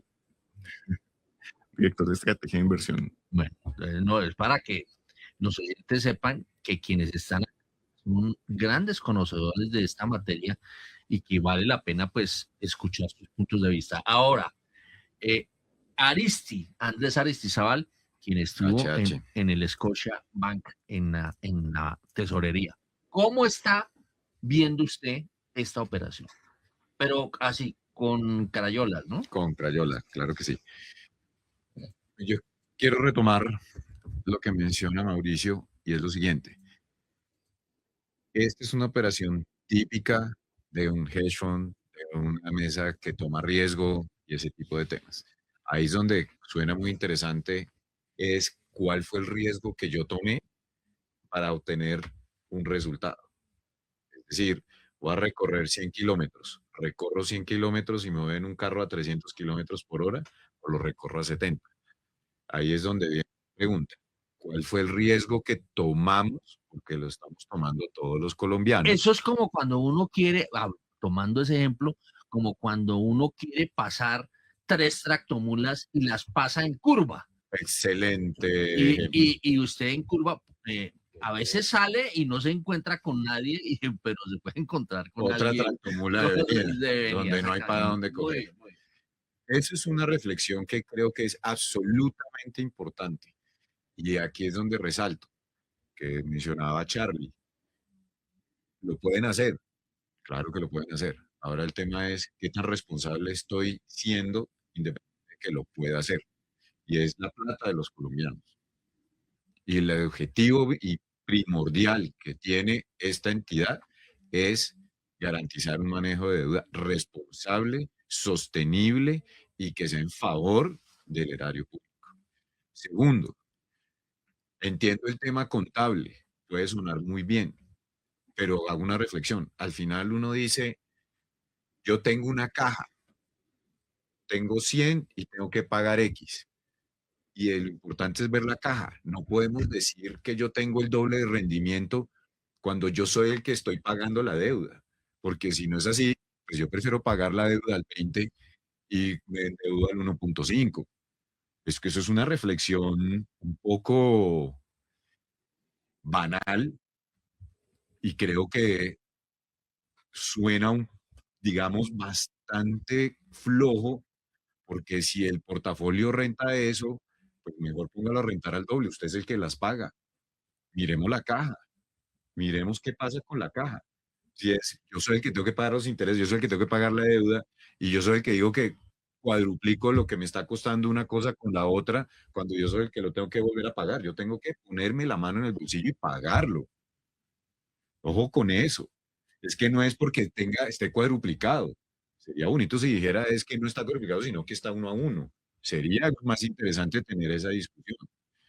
Y lo último que quiero ahí dejar en la mesa es, independiente que uno lo pueda hacer o no lo pueda hacer, ¿cuál es todo este esfuerzo, toda esta tarea y cojo yenes y euros y libras y luego póngame que el 60% más de sobregarantía, que terminé poniendo el reloj y luego ponga entonces el collar, el carro y un montón de temas y un montón de vueltas, todo para un tema de un año y decir, yo estuve tratando de mantener el mejor precio de la deuda por un periodo de tiempo, esa es la labor que tiene esa entidad, llama la atención. Una entidad activamente impactando el precio de la deuda pública, una entidad que se sale de un esquema de subastas transparentes al mercado y se sale de ese esquema para poder tener un colocamiento, una colocación de deuda de deuda TES, pero con un privada, pues fuera de la estructura de deuda pública, del esquema de colocación de deuda pública, donde los creadores de mercado no tienen ni siquiera la capacidad de tener interacción con esa entidad que por todos los años que llevan en ese esquema soportando la deuda pública, llama la atención. Es un tema que sí creo que tiene muchas aristas para revisar. No solamente el resultado y contable, sino es la caja, la responsabilidad, el riesgo que tomamos. Sí tienen sentido toda esa historia. Y ahora sería muy interesante. ¿Cuál ha sido el resultado que tuvieron todos esos bancos que participaron en esa estructuración de ese TRS? Del repo? ¿Está hablando Pues de las bastante condiciones que interesante. recibieron? Sí, pues interesantísimo. Pues usted con una garantía del 161%, 165%, interesante, ahí debe haber platica, ahí debe haber platica. Creo que esto tiene muchas cosas y es lo último que quería poner en la mesa para tenerlo ahí presente. Bueno, 7:28. A ver, don Jorge Gutiérrez, que fue ¿Qué se tesorero del Banco Tequendama, está echando Está preocupado, Támara. Está rojo, está rojo, está que... ¿ah? Es que le estaba haciendo los cachetes hace rato. Está tirando la ceja No, mire, primero, yo creo que tenemos que estar muy agradecidos con el trabajo que ha hecho Támara, porque yo diría que es el único medio informativo que se ha esforzado por hacer esta tarea de la Excelente mejor trabajo. manera posible. Mi felicitaciones y agradecimiento. Ahora, de este trabajo surgen preguntas que en muchas ocasiones las hemos puesto en esta mesa y no se respondió ninguna. Yo recuerdo, y de alguna manera, palabras más, palabras menos, recuerdo mucho ese seminario de ANIF en donde el señor Cuellar salió a exponer la razón de la operación. Recuerdo mucho que decía que las tasas tan altas significan... El señor Cuellar es el actual director de Crédito Público y el nombre completo es Javier Cuellar. Listo. Él salió a exponer diciendo que había una oportunidad interesante, palabras más, palabras menos, porque las tasas de interés estaban como 3,5 cuando inició la operación, y que eso significaba un precio bastante bajo con relación al valor nominal de la deuda, así como el 50 y tanto por ciento.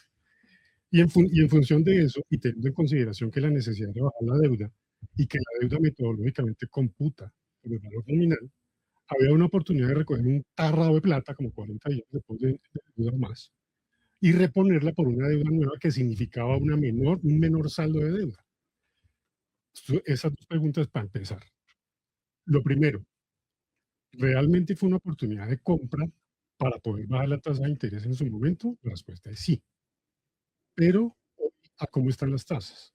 Se compraron los TES por parte del gobierno al 12,5 y hoy las tasas están cerquita del 14 con ganas de ir más para arriba. O sea, no se cumplió su objetivo. Segunda pregunta, ¿se bajó el nivel de deuda?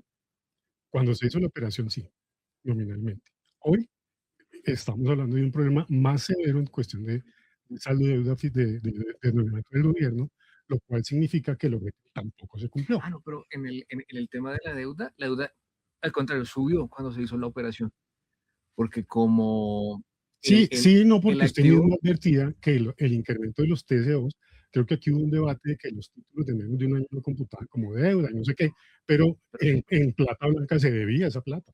no, y se ¿Sí? computa como deuda. Recordemos que cuando se ejecuta el repo, la deuda bruta estaba en 61% del PIB y se brinca casi 65% del PIB con la ejecución. ¿Por qué? Porque pues se había puesto una colocación de test corto plazo de 21.6 billones de pesos, más los test que se habían entregado. Entonces la deuda se había pegado un brinco y llegó a estar a esos niveles. Ahorita que se va a liberar, digamos, esa garantía, es probable, y ya el propio gobierno lo ha dicho, de que baje ese saldo de la deuda bruta.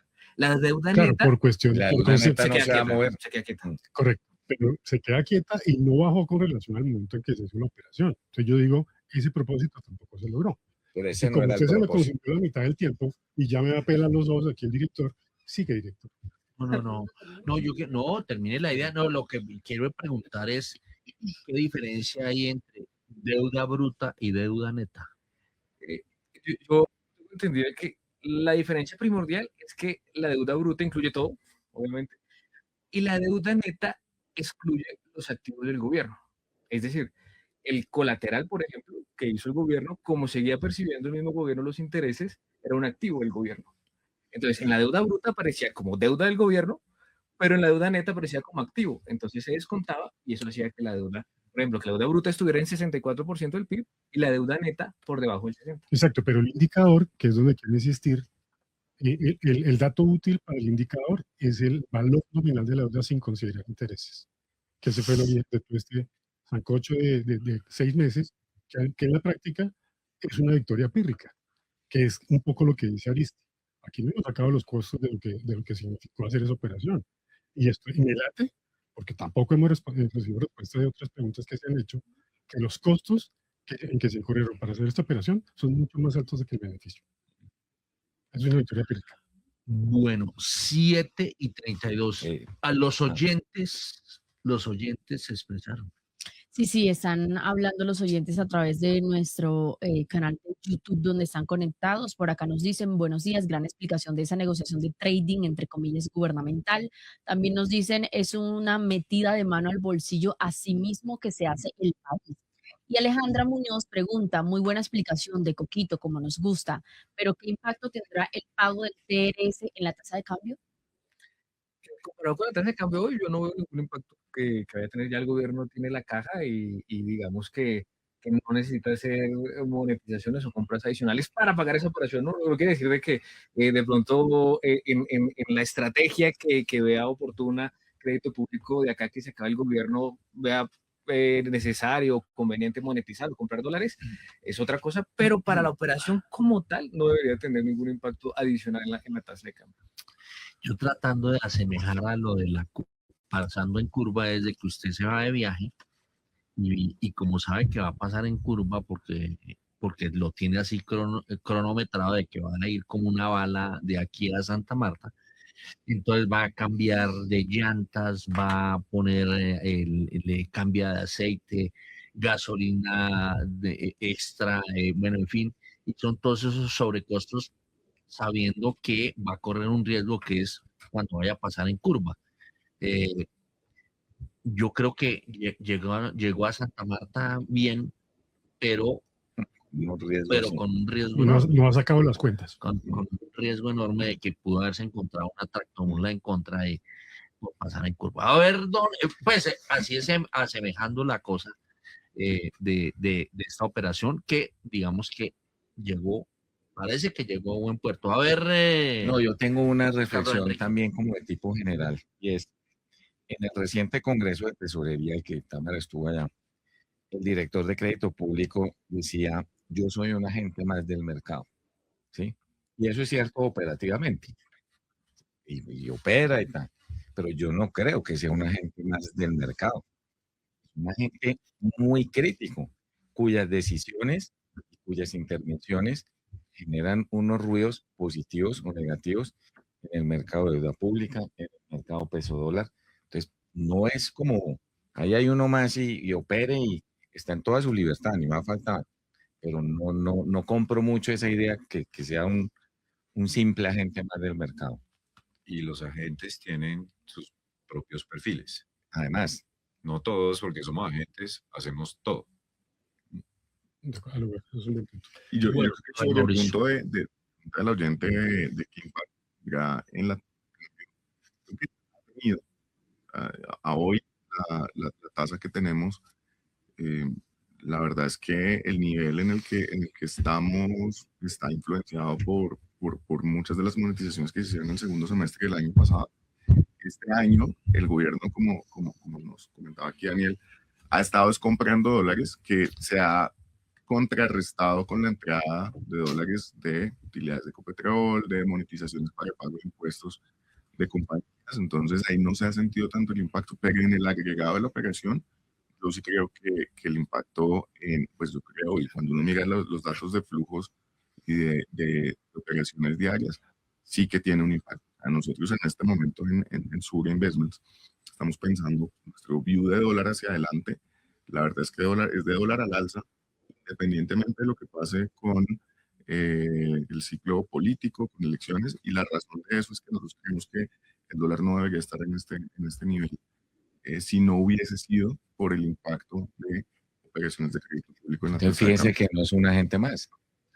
Bueno, yo tengo una pregunta, pues, no sé si me la responda Daniel Támara, sino más bien los analistas, y es ese nivel de tasas de interés de los TES que se han subido, esa subida de los TES, de las tasas de los TES, es decir, que los papeles están perdiendo valor y están subiendo en tasa, ¿se debe a la operación o no se debe a la operación o a las operaciones que ha hecho crédito público?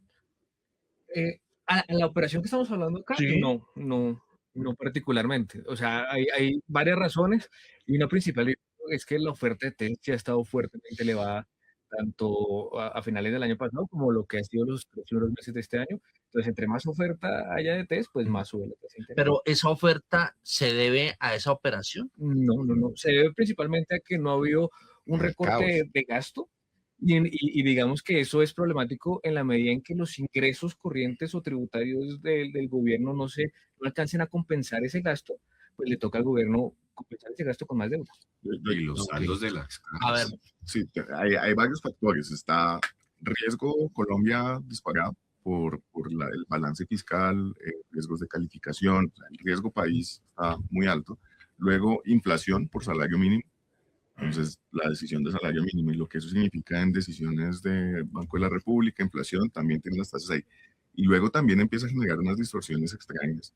Este manejo de las emisiones muy concentradas en el corto plazo. El director de crédito público decía el año pasado que la curva empinada como estaba en ese momento, otra vez como las conclusiones de, claro, ¿por qué voy a pagar más en el largo plazo si puedo pagar más en el corto? Entonces se empezó a concentrar, porque voy a pagar más en pesos y puedo pagar menos en francos suizos, ese tipo de ejercicios. Entonces se comienzan a ver las emisiones en la parte corta para aprovechar tasas más bajas, y hoy lo que tenemos es una curva de rendimientos invertida que en Colombia yo no tengo recuerdo de que hubiese existido. Es que no es así. Están pagando, hoy en día las tasas hasta de 0 a 4 años pagan tasas más altas que las de ahí en adelante. Y eso porque la oferta se ha concentrado en el corto plazo, y eso abre un riesgo adicional que es el de refinanciación. Cuando miramos qué va a pasar de aquí en los próximos años, la cantidad de vencimientos de capital de títulos que va a tener que asumir el gobierno, pues pone un riesgo en un momento en que las cuentas fiscales y el interés de los inversionistas por Colombia está complejo. bueno, a ver, don Jorge Gutiérrez. A ese punto, antes de mi punto, le agrego otra cosa. Si ustedes observan los volúmenes transados, coñapa usted Sí. su comentario. Muy es bien. que me parece importante el punto de Mauricio. Cuando usted mira los títulos después de 10 años, si mal no recuerdo, el volumen transado en cada referencia se ha venido cayendo de una manera terrible. Y eso es gravísimo para la estabilidad del mercado. Que no vean que no haya liquidez, la volatilidad de precios es muy terrible, inmanejable. Y el otro tema es, en relación con su pregunta, en mi sentido, yo creo que sí tuvo una gran incidencia en los precios de los TES. Porque resulta que la intención inicial, como mencionaba ahora, era que los títulos estaban a unas tasas muy altas. Y a través de esa operación se podía aprovechar una oportunidad para recuperar esos títulos, y de hecho hubo un rally de precios que terminó en tasas que bajaron del 3 al 12,5, y a esa tasa compró el gobierno.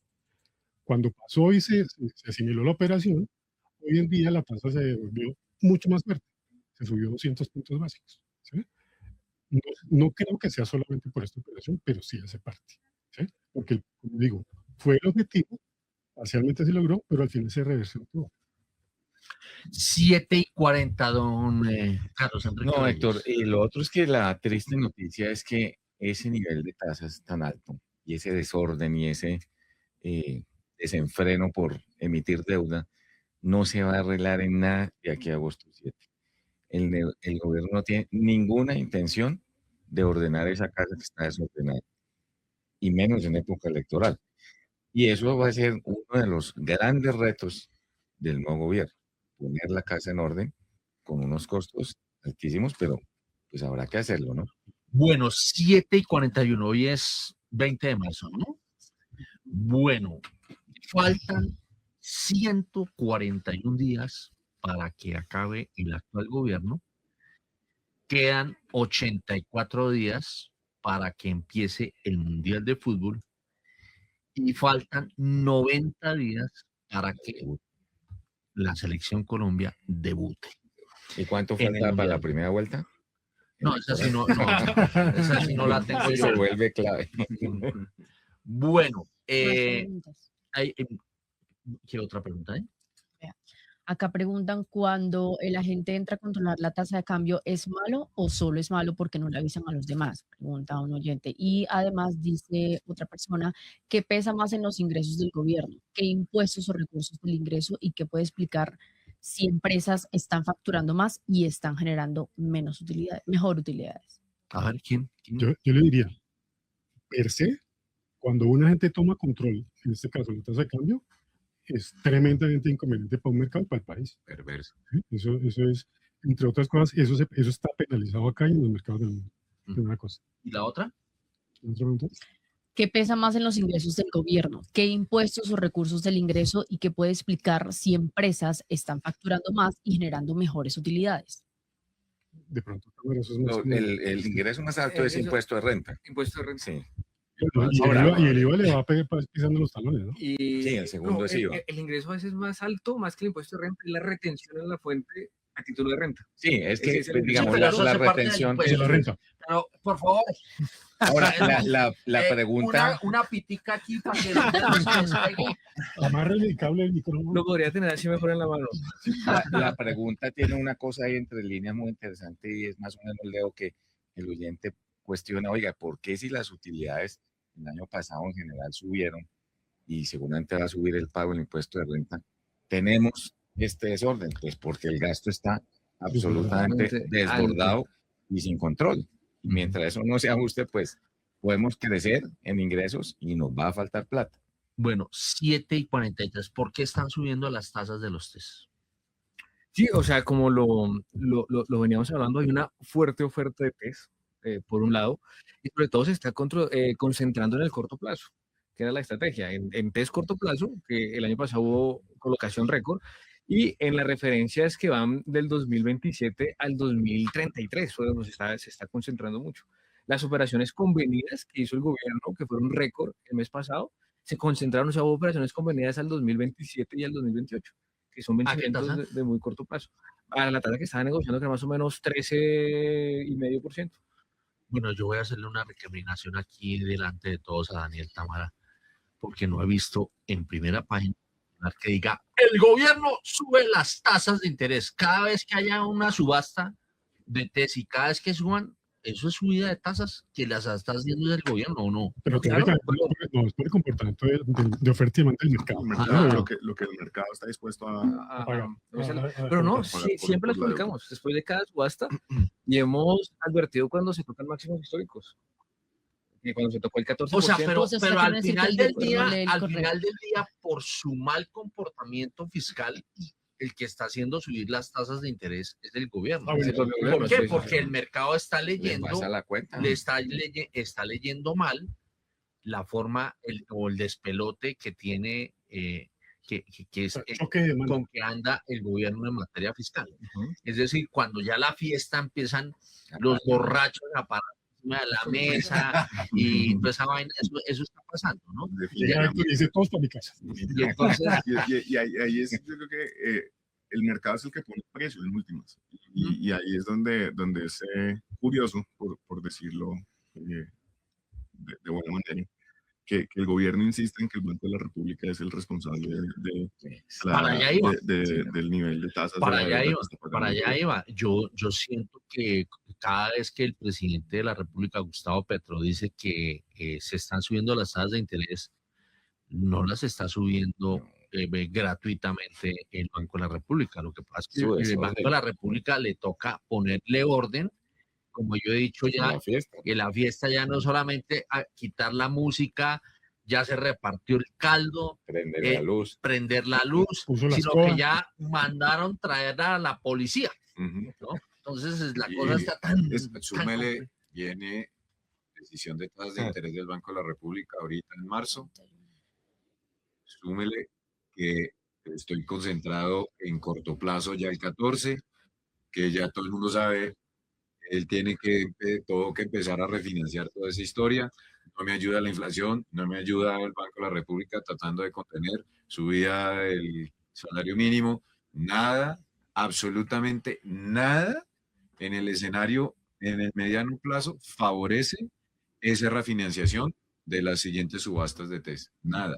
Yo no veo nada que favorezca que podamos ir a Bueno, conseguir mejores tasas. como a mí me gusta la traducción de las tasas, esa subida de tasas. Si ustedes están viendo, señores tesoreros, si ustedes están viendo que las tasas de interés están subiendo, ¿eso cómo repercute, cómo se traslada en la operación misma del banco, que es prestar plata a sus clientes para tener un retorno vía tasa de interés? ¿Eso cómo impacta la tasa de interés del que está comprando un computador a crédito, del que está comprando una nevera a crédito, del que está comprando un carro a crédito, del que está comprando casa a crédito?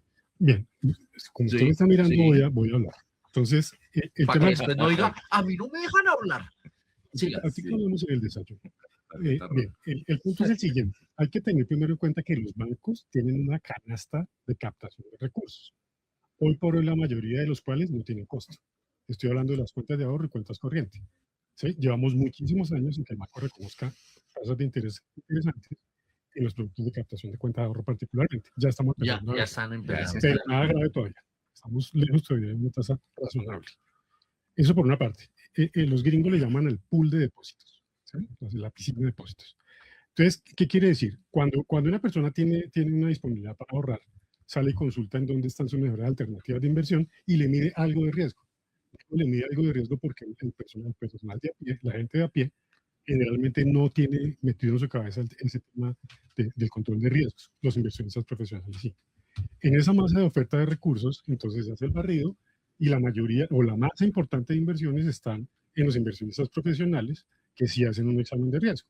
Entonces, cuando encuentran un banco relativamente calificado, más o menos, pues le van a cobrar una prima de riesgo, que tanto se ha hablado acá, que eso significa una tasa más alta. Y los bancos significan un riesgo menor y entonces están dispuestos a ponerle una plata a una tasa de interés más bajita. Entonces, ¿eso qué quiere decir?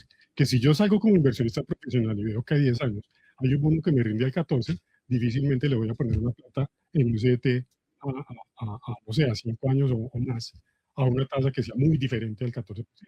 Es decir, hay un sesgo, sí o sí, en relación con la tasa de los test, que en teoría es el riesgo teórico cero, ¿sí? Digo riesgo teórico cero porque riesgo cero no hay, ¿sí? Pero pues es el referente. Y en ese sentido, claro que sí, sesga sí o sí la tasa de captación de los intermediarios. Pero en promedio, ¿sí? No significa que el mismo impacto sea sobre la colocación de crédito. Por ejemplo, entonces, como la participación de las cuentas corrientes de ahorro es tan grande, eso les da la licencia de poder colocar un poquitico más bajo, ¿sí? Particularmente en créditos con garantía real como el hipotecario, ¿sí? En tasas inclusive algo más bajito que la tasa de los test a los bancos.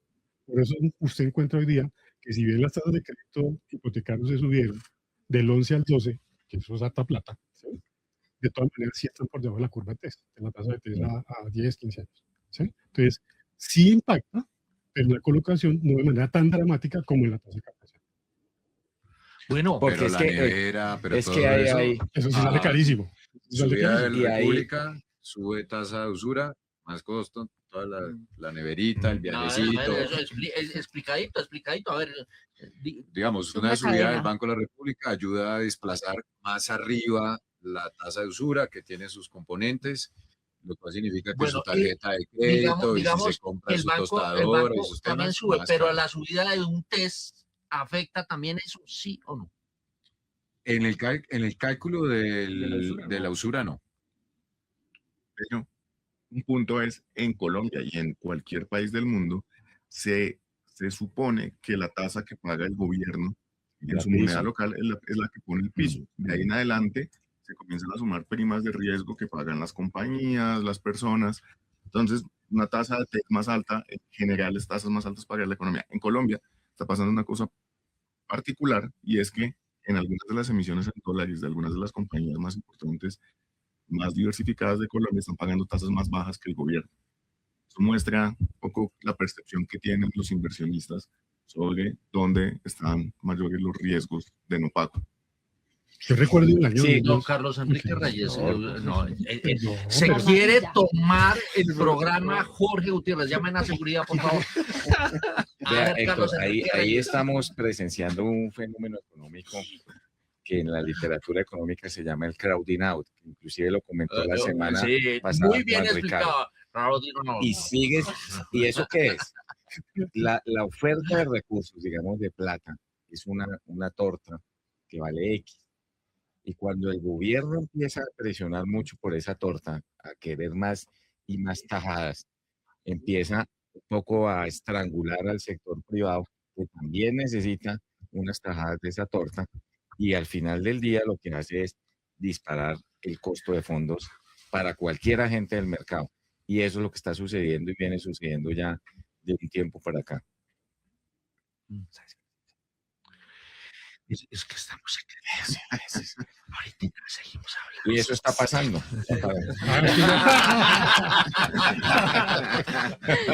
Bueno, Encuesta. encuesta. Pues ya la otra semana, usted ya dijo, ¿no? Sí, pero no es la otra semana, es la siguiente. Es la semana. siguiente. El martes ¿El 31? El martes, sí, el martes santo. Ah, el martes santo es. Sí, No, pero sí, sigue hablando. El martes santo. Allá está jalando la pitica. Por favor, ayúdenme. A ver, Sí, bueno, Franco, ya. entonces, buen dato porque es el 31, que es un martes. Es martes. Ah, no, 30. 31 martes. Es 31. Bueno, el martes 31 va a haber decisiones de tasas de interés por parte del Banco de la República. Hay que explicarle a los oyentes que durante el año el Banco de la República toma durante 8 meses de 12 decisiones. El primer mes del primer trimestre, el último mes del primer trimestre, el primer mes del segundo trimestre, el último mes del segundo trimestre, el primer mes del tercer trimestre, el último mes del tercer trimestre, el primer mes del cuarto trimestre y el último mes del cuarto trimestre. Si nos mandas eso por WhatsApp, por favor. Es decir, el primer y último mes de cada trimestre. Eso, O al revés, no revisa ni en febrero, ni en mayo, ni en agosto, ni en noviembre. No, mándanos WhatsApp. No, oye. es complicado. Bueno, muy bien. Entonces, usted ya dijo que era más de 100, ¿no? 100 es el piso para mí. Aristi, ¿cuánto va a subir la Junta Directiva del Banco de la República sus tasas de interés? Yo voy por 100. 100. 100, sí. No les voy a decir. No les voy a decir. No, yo sé 15 minutos antes. Esperen el reporte 2 minutos antes Sí, de la sí. decisión. Pero Eso, sobre antes de eso, que salga. el consenso hoy está en 75, ¿no? Un poquito menos lo que ¿Cu- pasa. Es que ¿Cuándo fue que Eso subieron promedio, ¿no? Eso es 75? Creo que fue en el enero del 2021, del enero del 23. 23, la única vez la que única ha vez. pasado. La única vez que ha pasado. Así de que yo no creo que suba a Eso 75. es muy bien. Bueno, estábamos hablando de los riesgos. A ver, don Carlos Enrique Reyes, usted que le gusta tanto estos temas. Los riesgos. No. ¿Cuándo se considera una persona un buen banquero? Uf.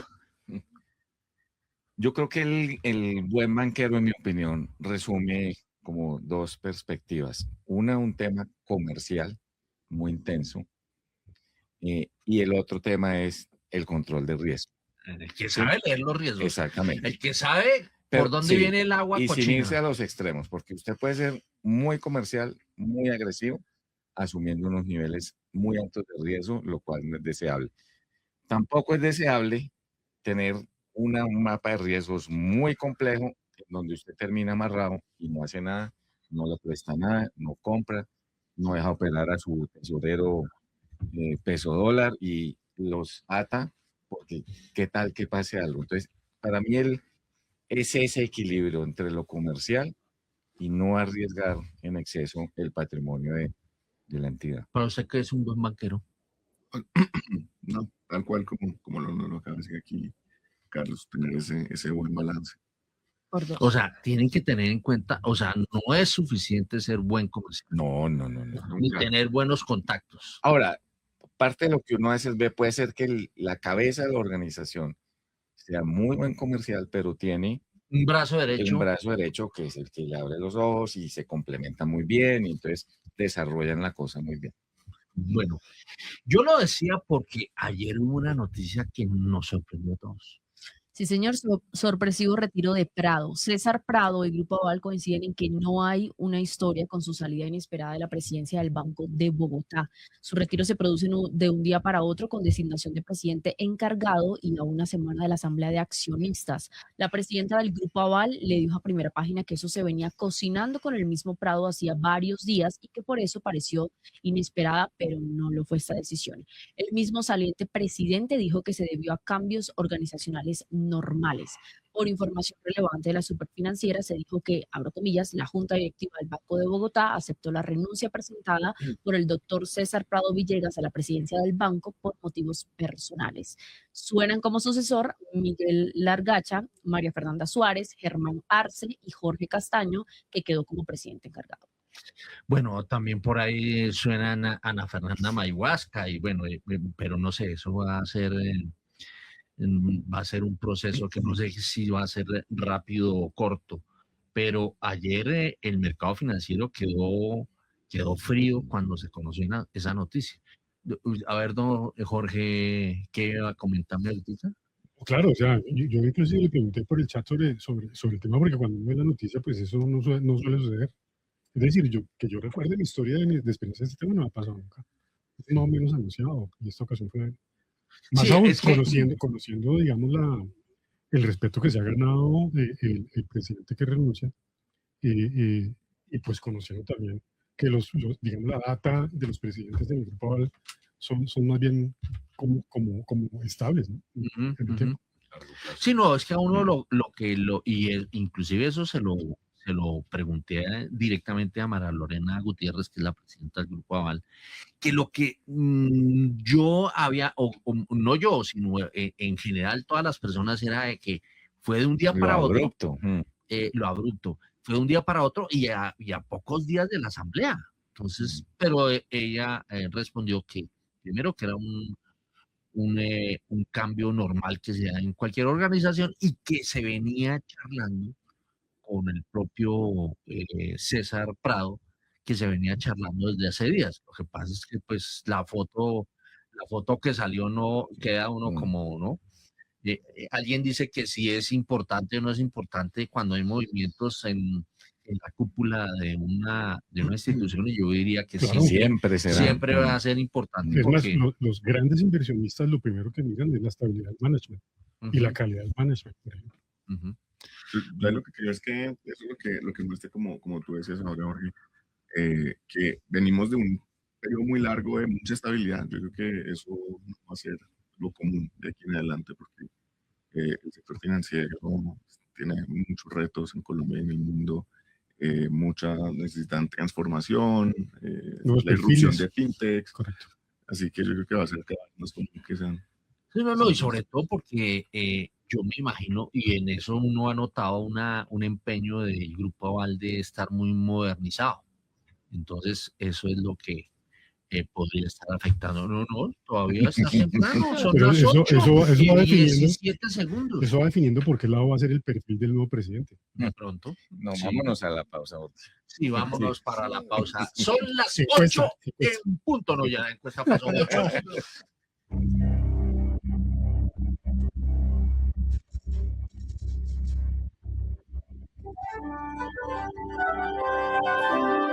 ...91.9 Javeriana Estéreo, Bogotá. HJKZ. Sin fronteras.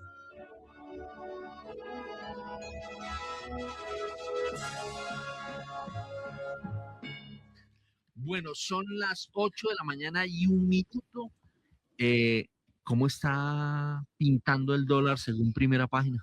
Y según el gestor de inversiones Diego Rodríguez, esta volatilidad estimada para hoy sería de 50 pesos tras una semana además muy volátil. Dólar mínimo hoy 3.665 pesos y máximo 3.715 pesos. Es lo que asegura Diego Rodríguez, quien menciona que el mercado arranca la jornada con un tono neutral, pero con riesgos al alza derivados del entorno regional y el componente político local. Así que esa es como la expectativa del rango.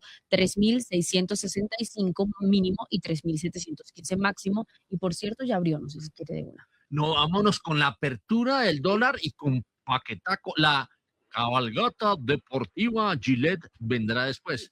Vámonos primero con el dólar. A esta hora, abren los mercados en Colombia. 8:02 de la mañana, Héctor, les cuento que el mercado cambiario colombiano abrió en la jornada de este viernes en 3.680 pesos. Esto representa una subida de 4 pesos, teniendo en cuenta que el cierre en el spot de la jornada del jueves fue de 3.676 pesos. Es decir, que de momento se mantiene en esos niveles, operados $250.000 en una operación, y la tasa representativa del mercado es de 3.692 pesos con 38 centavos. Bueno, a ver, don Mauricio Guzmán de Sura Investments, el dólar. Bueno, Héctor, como le venía diciendo, digamos, el dólar por ahora estable. En Colombia ha sido interesante cómo nos hemos separado de lo que está pasando con las monedas en Latinoamérica.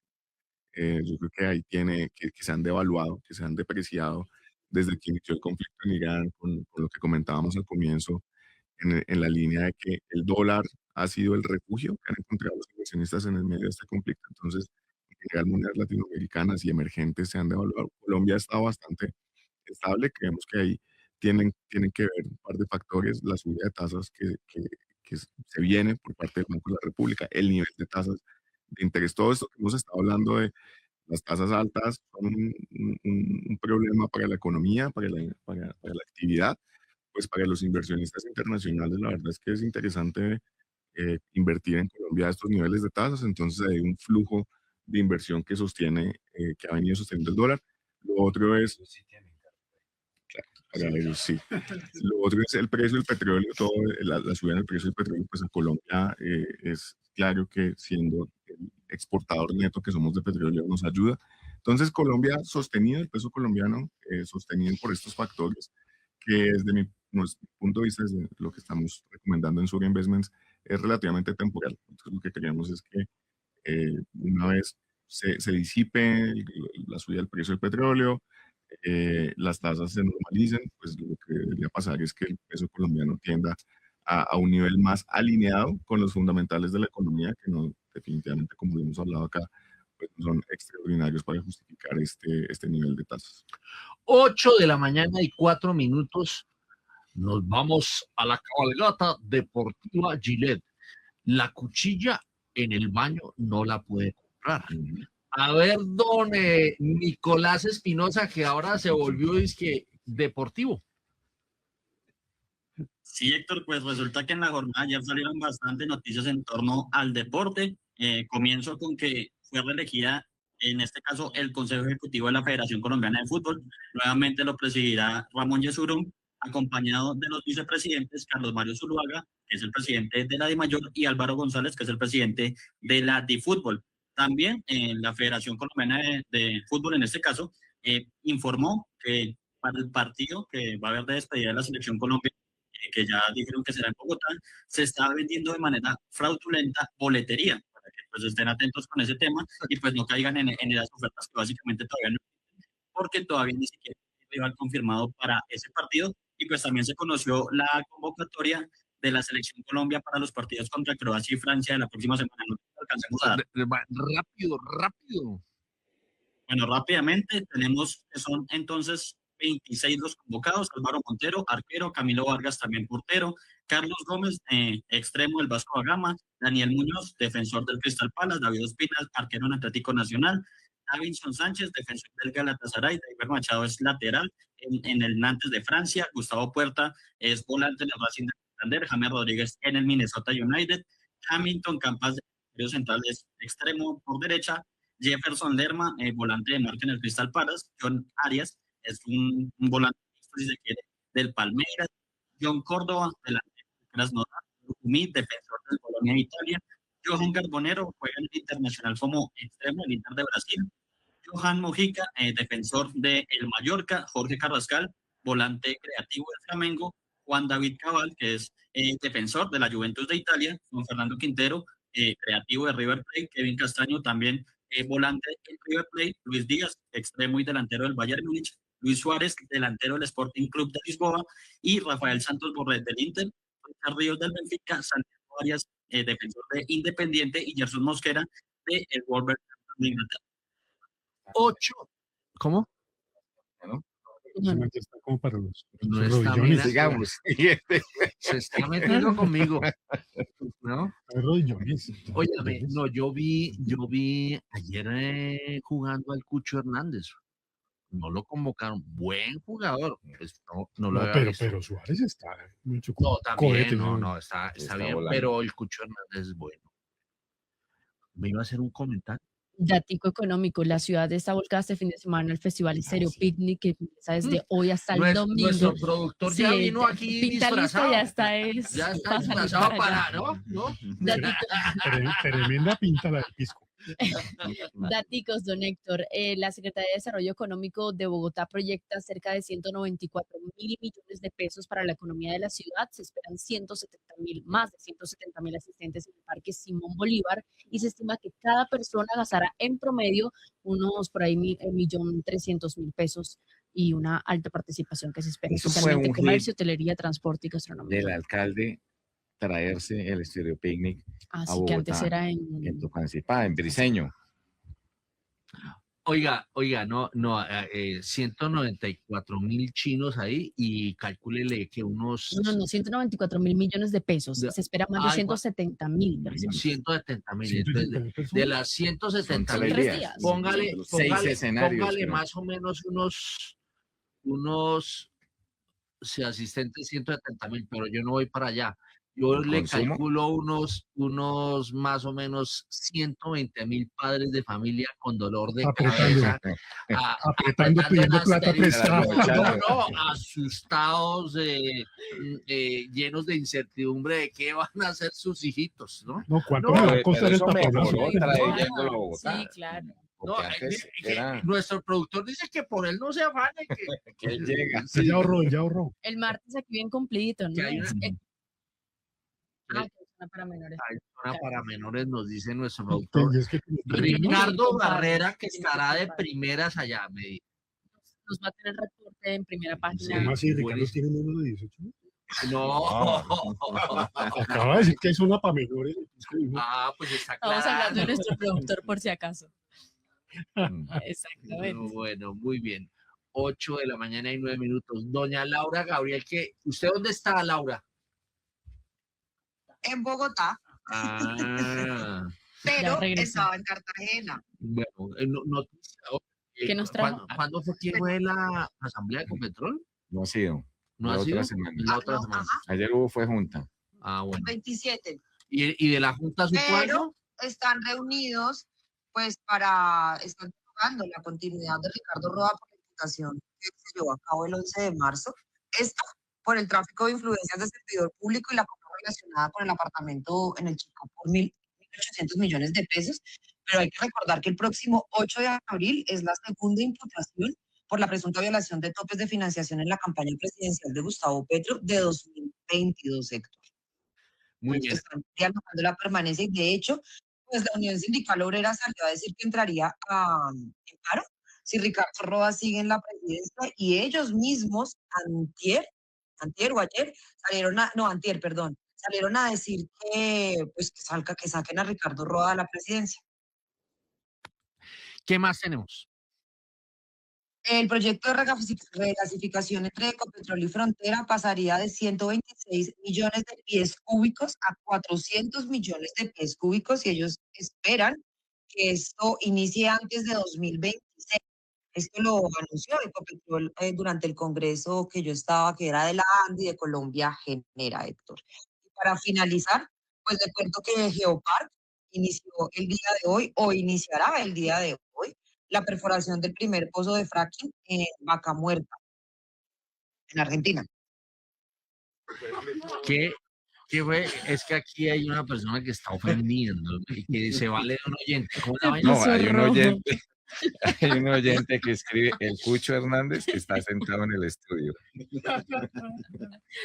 Espero que ese oyente Y usted lo conoce. algún día me haya visto jugar fútbol. Bueno, 8 de la mañana y 11 minutos. La cortaron la hora, entonces ahora nos vamos con Rolando la serie y la noticia empresarial. Buenos días. La cadena de tiendas Zara anunció que durante el 2025 realizó una inversión cercana al millón de pesos. Esto para la apertura de 225 locales en Colombia, incluyendo pues, la integración con los establecimientos previamente operados por la Caja de Compensación con Subsidio. Es decir, que Ara cerró el año pasado con 1.653 puntos de venta en el país y este año pues registrará unas ventas cercanas a los 16 billones de pesos, toda vez que viene creciendo en el país en cuanto a facturación. Muy bien, 8 de la mañana y 12 minutos y después de Rolando la serie nos vamos a la cosa política. Don William Varela, no me va a salir con especulaciones porque eso me da jartera. Bueno, doctor Héctor Hernández, ya, le cuento, ya se cerró el proceso de inscripción de candidatos para Contralor General de la República. Se espera que la Comisión de Acreditación este mismo viernes comience a ver todas las hojas de vida y la próxima semana conozcamos el primer listado de precandidatos para la Contraloría General de la República. Quieren algunos congresistas que esa elección se dé antes, pero no se puede. La norma dice que los que se eligieron y se posesionan el 20 de julio elegirán o designarán al nuevo Contralor General de la República. El Consejo Nacional Electoral, en otro tema, el Consejo Nacional Electoral acaba de manifestarle a las 14 campañas presidenciales que por favor entreguen la información financiera de todo lo que han hecho y de lo que van a hacer en esta primera vuelta. Están demorados, no quieren entregar. Es más, le podemos decir que más de 300 candidatos al Congreso no entregaron la información a tiempo. ¿Cuánto se gastaron en su campaña? Volvemos a lo mismo. Información vedada para las mismas autoridades electorales sobre lo que están gastando, de lo que están manejando en campaña. Dice mucha gente que llegan dólares del extranjero, pero eso no está confirmado. Eso es pura especulación, como no le gusta a Héctor, no lo podemos seguir comentando. Y finalmente le digo que ya hay 29 cámaras representantes que han sido oficialmente elegidas. En las últimas horas se eligió la 30 en Nariño, histórico, se ganó otra curul. Están ganando curules día a día, pero esa no lo ha confirmado el Consejo Nacional Electoral, sería Nariño, departamento número 30. ¿Y por qué el pacto histórico está ganando esas curules? Luego, ¿qué fue lo que presentó? Fueron allá en Nariño, por ejemplo, lo que nos acaba de confirmar el Consejo Nacional Electoral con sus abogados y lograron rescatar unas mesas que se habían perdido y el candidato que es un diputado de allá de Nariño estaba haciendo con sus amigos, que sabemos, y casi le quita la curul al pacto histórico. Eso se definió en las últimas horas y en Nariño el pacto histórico se ganó otra cámara, otro escaño. Le cuento que el Senado todavía nada, todavía no tenemos Senado. Esperemos la próxima semana porque están esperando la última información de las mesas en el extranjero. Cuando Listo. llegue toda esa información del extranjero, listo, chao. Bueno, chao, 8:15, nos vamos. Agradeciendo a los analistas que nos acompañaron en esta emisión de viernes, Andrés Aristizábal, Jorge Gutiérrez, Mauricio Guzmán, Carlos Enrique Reyes, también a don Daniel Támara por su valiosa explicación, hoy bajo la dirección de Héctor Hernández y la presentación de quien les habla, Kiara Severiche. Feliz fin de semana con puente festivo, nos escuchamos nuevamente el martes a las 6 de la mañana aquí en Javeriana Estéreo.